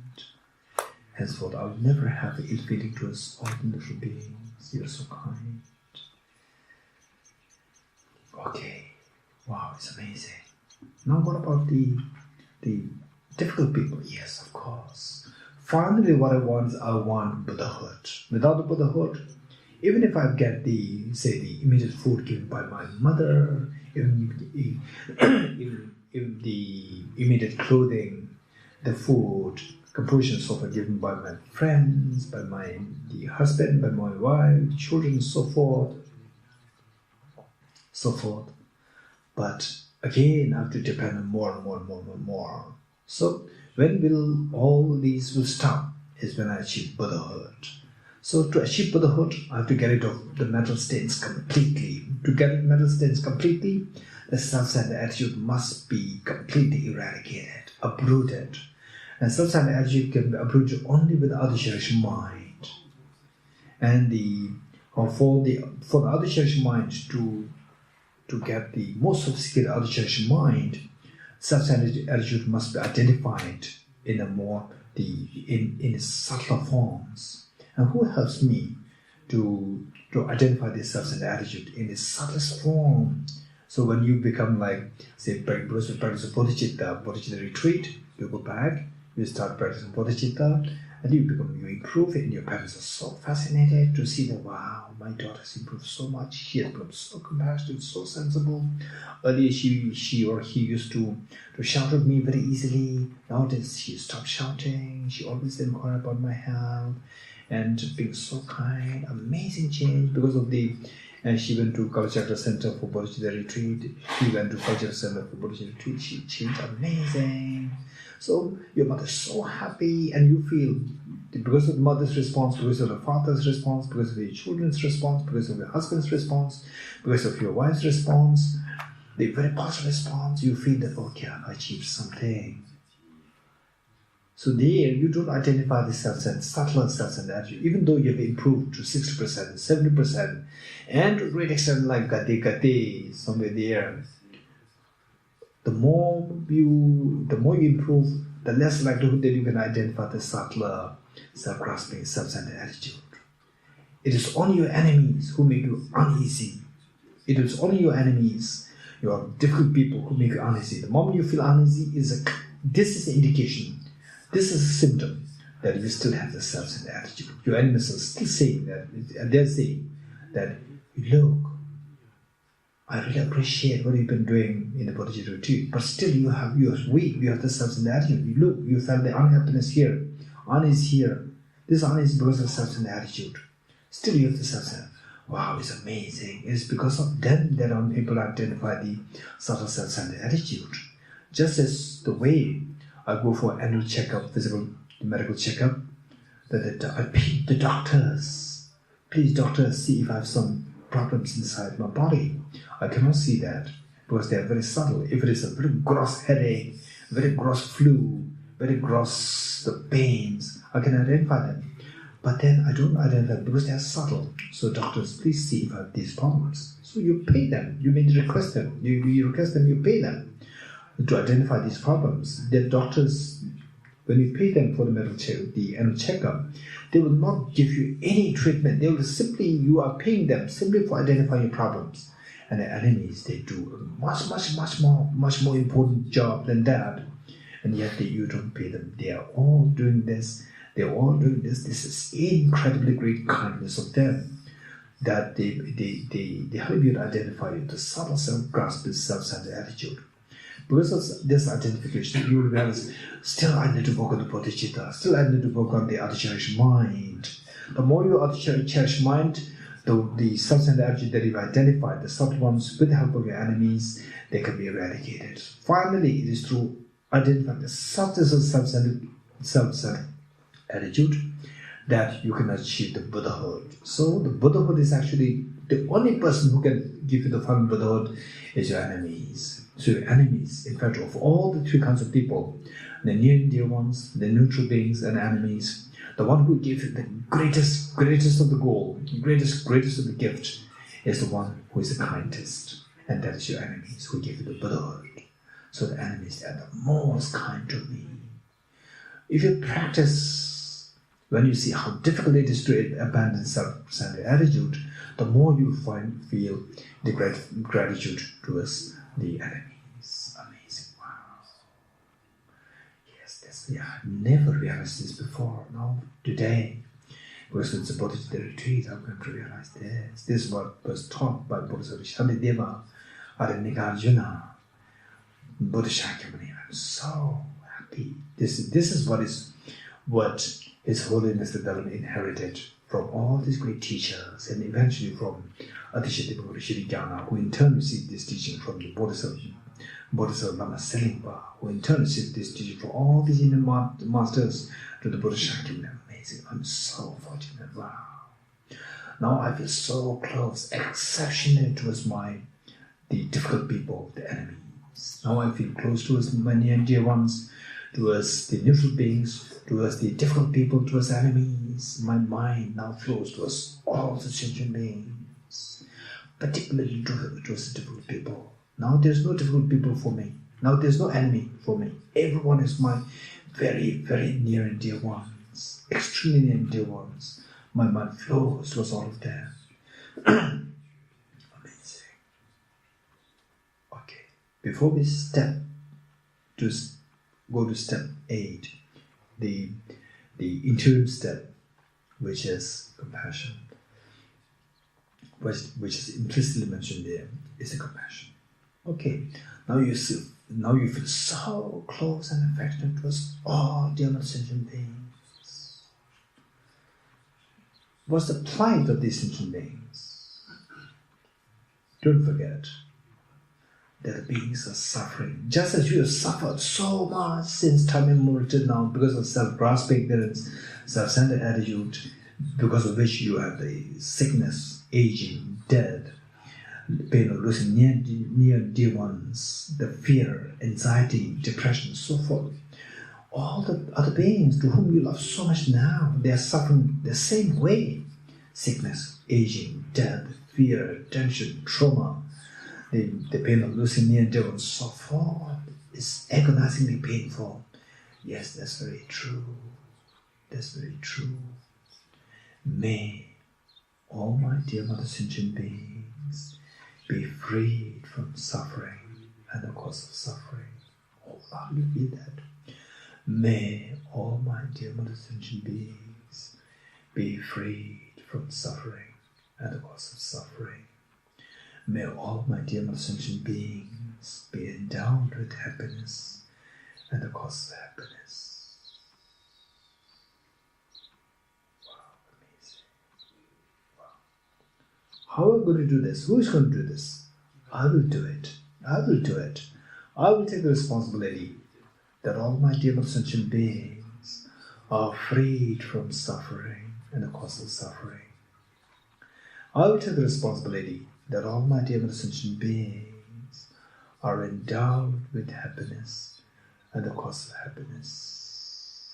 Stay this courageous mental state of altruism for a while. Step 8.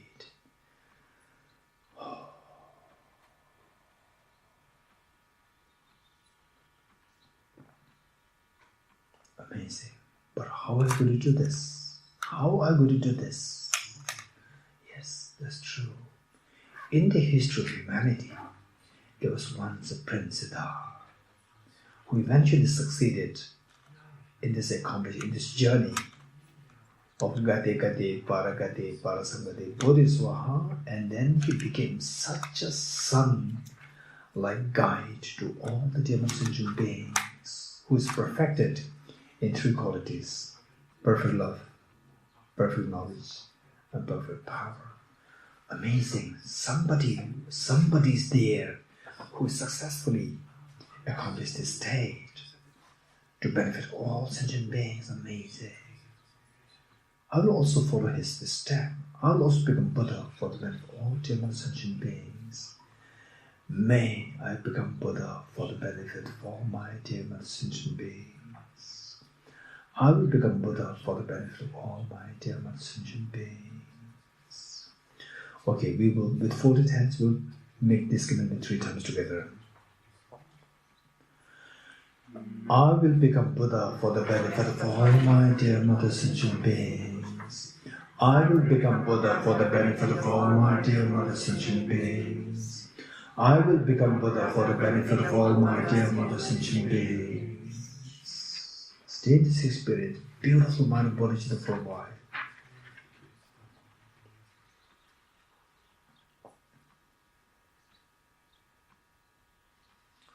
Slowly transform this beautiful mind of Bodhicitta in a spotlessly clean, white moon disk, horizontally sitting with the heart. Amazing. Then you made such a courageous commitment to become Buddha for beautiful sentient beings. But how come that you can achieve that? Handful of sand. For however long you may squeeze it, no oil will come out of that. No, not at all. I'm not a handful of sand, I'm not a handful of sunflower seeds, squeezing which oil will come out of that. I have the Buddha nature within me. Buddha nature. I don't need to get Buddhahood from elsewhere. It's already within me in the form of the Buddha nature. But how come that is not manifested till now, since time immemorial? Yes, that's very true. It's all because of my being under the deception, having fallen under the prey, falling as prey under the deception of the self-grasping, ignorant, self-centered attitude. Now, I see them only as demons, not as my friends. I'll exterminate them. How am I going to exterminate them? By resorting to the very, very powerful counterforce. What is the powerful counterforce? The wisdom of emptiness. Okay, let's quickly meditate on the emptiness of the self. Okay, what are you doing? I'm meditating. How does this person appear to you? Like a dream made by your mind? Or no, not at all. It's totally independent of my mind, so objectively there. Of course, it appears subjectively there. This belief that the self exists objectively, this is self-grasping. How can I know this? How can I know that this perception is not correct? This perception is not valid. If this perception is valid, remember what I think Arjuna said. If the mirage were to be water, why not those close by the mirage see water? Likewise, if this person were to exist objectively, why not I see this person as I go closer to the object? Okay, let's slowly go closer to this object, towards this person. Going closer to the person, we see that this person is made of the 6 elements. Element earth, all the solids pass through the body. Element water, the blood, which is pumped out by the heart into different parts of the body. Element of fire, the body heat. Element of air, element of space, and element of consciousness.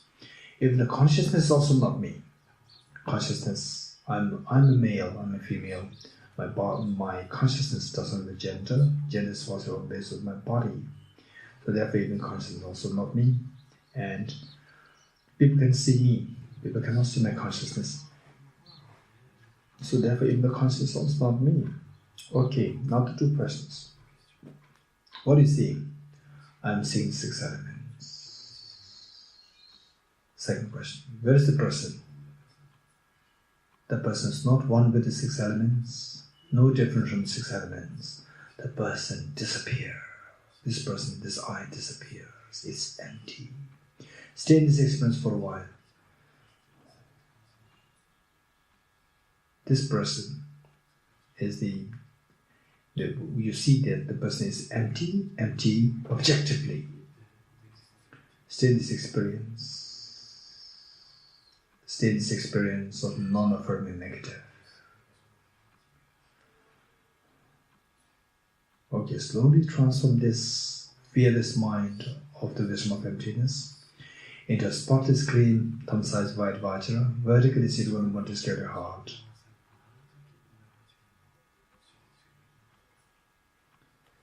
Okay. Now don't forget that all the ascension is there with you, although you have the Russian moon, the 2 Bodhicittas, which guarantee that your mind will be the cleanse of all the mental defilements and that your Buddha nature will become a full-fledged Buddhahood. It's amazing, but all the demon ascension beings are suffering, yes, of course, with the incredible love and affection towards all demon ascension beings. The Russian moon in your heart multiply infinite number of times. With the incredible great love and affection, you share the set of Russian moon, the sets of Russian moon to all the demon ascension beings. Share one set of Russian moon with your mother at her heart,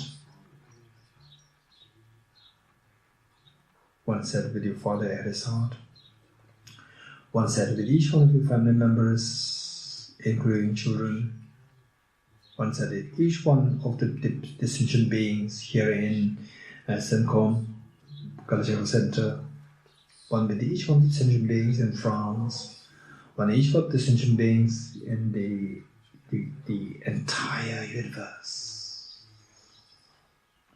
Now everyone, the human beings, insects, animals, the Holy Ghost, hell beings, the celestial beings, spirits, everyone has this Russian moon, the 2 Bodhicittas. Amazing. Okay, don't forget that all the Buddhas and Bodhisattvas, they're watching us. They are so happy. Okay, as a gesture of making a request to all Buddhas and Bodhisattvas to be the witness, to be guests and a witness to our undertaking the ceremony of aspiring Bodhisattva vow, along with all the other ascension beings, let us slowly get up to stand up to make 3 prostrations to all Buddhas and Bodhisattvas.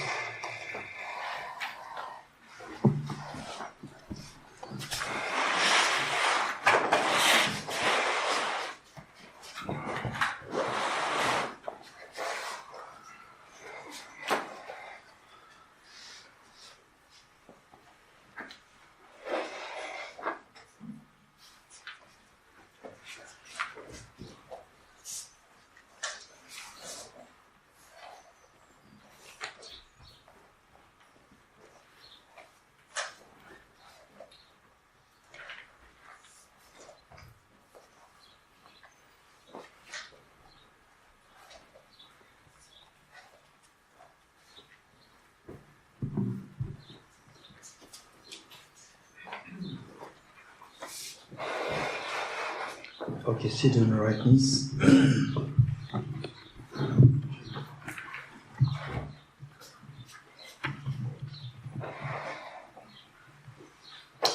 Okay, let us turn to page 47.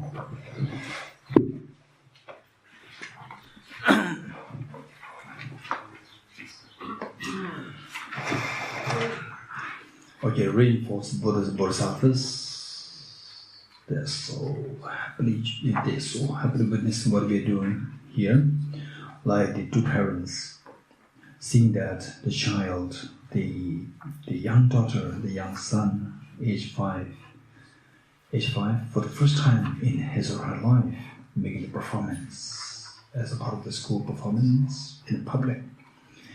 And your child simply wants to see her to parents amongst the audience, and the parents are waving their hands to reassure the child that we are here, we're there as you are in the audience, to give you assurance, to give you to give moral support, and the child feels so supported, so proud. This is exactly what all the Bodhisattvas they are feeling today, that we are like the young girl or the young boy, and the Bodhisattvas like the parents, they with great excitement, they left everything else just to take part, to consider that this is very important, and then observing what we're doing with tremendous love and affection, excitement, and all the sentient beings, your two parents, your grandparents, your great-grandparents, great-great-grandparents, everyone here in this Saint Cosme, the village, and everyone in France, everyone in the entire universe, they're joining us, they join you, and you're leading this. And with this in mind, let us read the first stanza 3 times. I go for refuge to the triple gem. I confess the negativities individually. I rejoice in the virtues, solve the pains. I hold the precious Buddha in my heart. I go for refuge in the triple gem. I confess the negativities individually. I rejoice in the virtues of all the pains. I hold the precious Buddha in my heart. I go for refuge to the triple gem. I confess the negativities individually. I rejoice in the virtues of all the pains. I hold the precious Buddha in my heart. Okay, the next one stanzas, the actual ceremony is so important. We're invoking Buddha's Bodhisattvas, gurus, and then we're taking the aspect of Bodhisattva vow.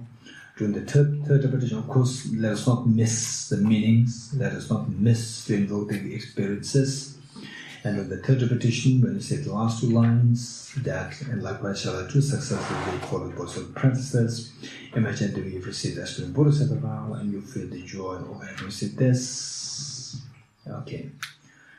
Gurus, Buddhas and Bodhisattvas, please be here to me. Just as previous Buddhas have generated the mind of Bodhicitta, and just as they successfully dwell in the Bodhisattva practices, likewise for the benefit of all sentient beings, I will generate the mind of Bodhicitta, and likewise shall I too successfully follow the Bodhisattva practices.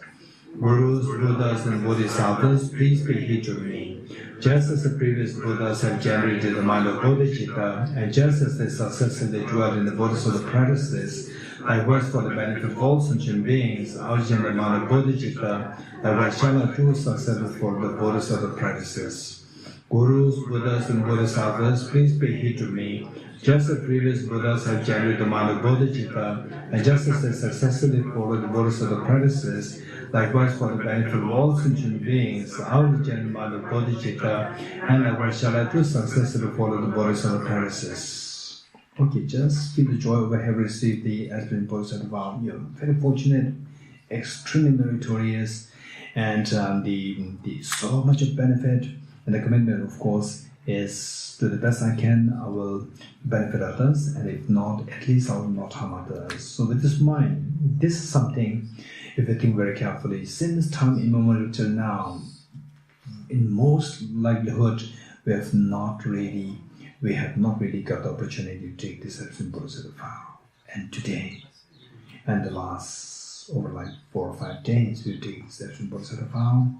And if there's one thing which can be of the greatest gift for all the dear sentient beings, as taking the aspirant Bodhisattva vow, taking the Bodhisattva vow, this is the greatest gift. And today you did it. And if there's one thing which can be the greatest offering to all the Buddhas and Bodhisattvas, for example, yesterday they celebrating the birthday of His Holiness the Dalai Lama, if there is one thing which will really make him very happy, make His Holiness very happy, no doubt it is taking the Bodhisattva vow, and today you did it. So this is the greatest offering that you're making to all the Buddhas and Bodhisattvas, and today you did it. And for somebody, what's the meaning of one's life? We see that the greatest of the meaning of one's life, to make something which will make you happier and happier as you age, is this Bodhisattva vow. And today you did it. You have given the greatest meaning to your life. You have extracted the greatest meaning out of life. And today you did it. So the Buddhas and Bodhisattvas, they are so happy, so proud. They could not believe what is happening today. Like the mother, after all these many years of the complaints coming from the school over her daughter and over her son, the young daughter and young son, today the school principal, she would have been present with her staff, coming to congratulate the mother. Mother couldn't believe. Why did the school principal is congratulating me? Why? Of course, the school principal says that your daughter and your son are selected as the best students of the school this year. Your mother could not believe that, could not believe her eyes, could not believe her ears. What is happening today? She is so proud and happy over her daughter and the son. So proud. This is exactly what is happening to all Buddhas and Bodhisattvas. Since time immemorial till now, we've brought only embarrassments, we've brought only sadness in the minds of Buddhas and Bodhisattvas. Today we do something which really makes all Buddhas and Bodhisattvas so proud and so happy. This happiness and the pride all the Buddhas and Bodhisattvas experience invokes the Vajra moon, the true Bodhicittas, at their hearts to multiply infinite number of times. In mirage, like rain shower, they descend to merge one that you visualize at your heart, thereby becoming non-dual, stabilized and blessed. Likewise, the replicas of the Vajra moon at the hearts of the Bodhisattvas, infinite replicas, like in mirage, like the rain shower, they descend to merge one that you visualize the heart of your mother, and the heart of father, and the heart of each one of sentient beings, including children, each one here in France, each one in the entire universe. The Vajra that has all the different sentient beings, they are now become non-dual with that of the Vajra moons from the Buddhas and Bodhisattvas. They are stabilized and blessed. This is what guarantees all the beings to be freed from all suffering, that they've been endowed with the maximum infinite happiness.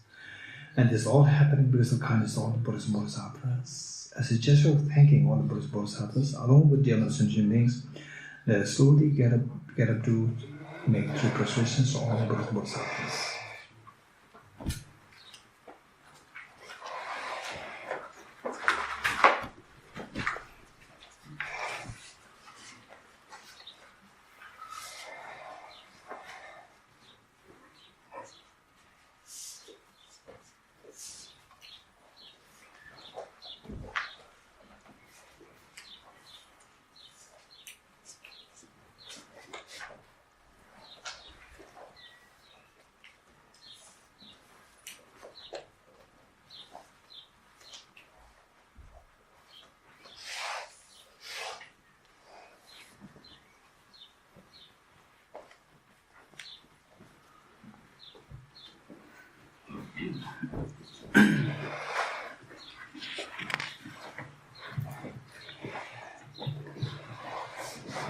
Okay, the next page.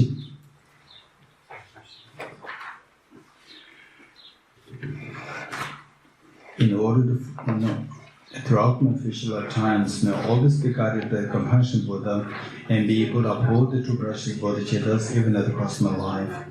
To Throughout my future lifetimes, may I always be guided by the compassion Buddha and be able to uphold the true precious Bodhicittas even in the cosmic life. Throughout my future lifetimes, may I always be guided by the compassion Buddha and be able to uphold the true precious Bodhicittas even in the cosmic life. Okay. Stanza 150 to 3 pages ahead. To reinforce compassion. Therefore, sentient beings resemble dreams. On analysis, they are like planted trees. Whether they release or not from sorrow, ultimately there is no difference. What is there to gain and what is there to lose with things that are empty of true existence in this way? Who is there to pay me respect and who is there to abuse me? From what are pleasure and pain derived? What is there to be happy or unhappy about? When searches for the ultimate reality, who is there to crave and what is there to crave for? Upon analysis, this world of living beings is found to have no true existence. Therefore, who can die here? What is there to come and what has been? Who are friends and who are relatives? O you who are investigating reality, please recognize, as I've done, that all is just like space. Those who wish to be happy are greatly disturbed by causes of conflict and overjoyed by the cause of pleasure. But not finding happiness, they suffer, and in order to find it, they exert themselves. But they argue with others, cut and stab one another. With many wrong deeds, they live as a state of great hardships. Even though they repeatedly come to happy existence and experience much pleasure there, upon dying they fall for a long time into the unbearable sufferings of lower realms. Within conditioned existence, the chasms of suffering are many, and the liberating comprehension of ultimate truth is absent.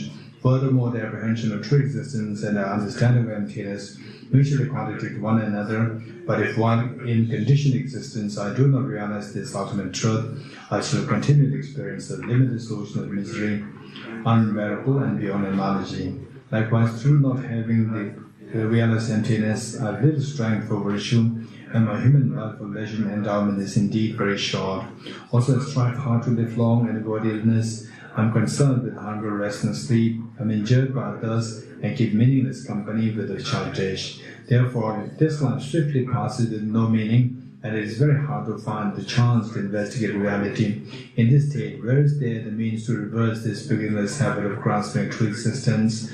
Furthermore, devils are exerting themselves to cast us into vast unfortunate realms. There are many mistaken paths, and it is hard to resolve doubts about the perfect way.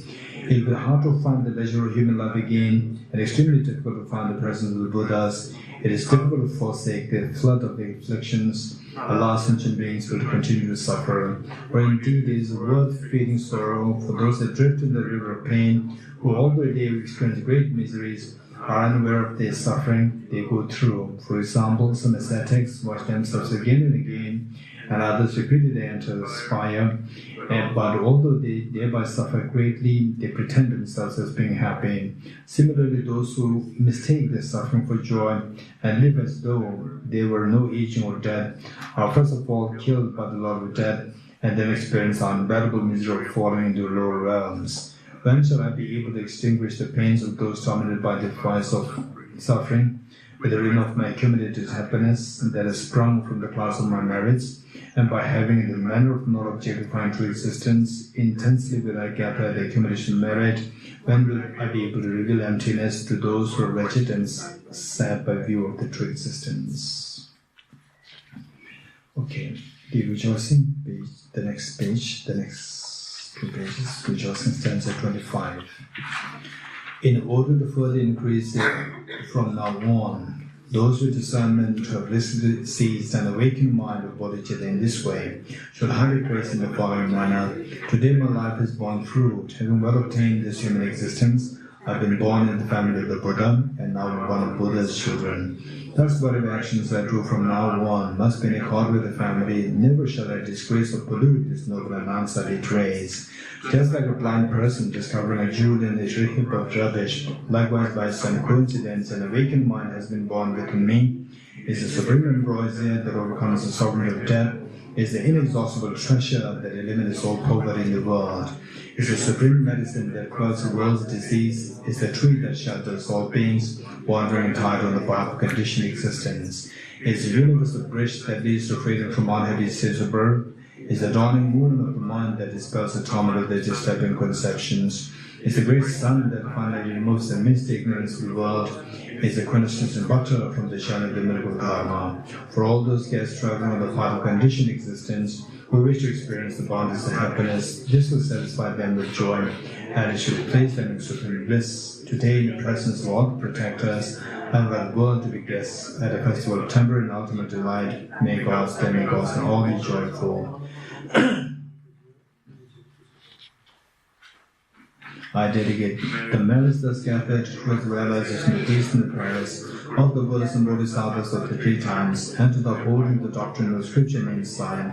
And in all lives, through the force of this merit, never separate from 4 wheels of the one and a vehicle, and accomplish all the stages of the path, renunciation, bodhicitta, perfect will in the 2 stages. From my 2 collections, past space that I have amassed from working with effort at this practice for a great length of time, may I become the chief living Buddha for all those whose minds with eyes blinded with ignorance.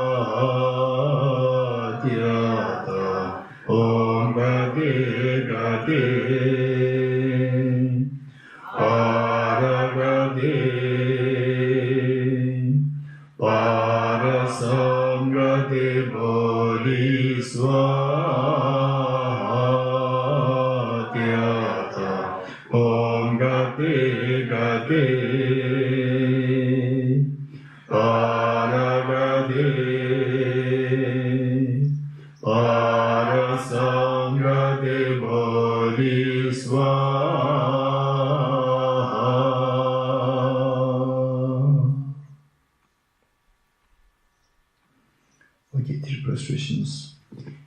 And the next class will have 9:15 or 9:30? 9:15.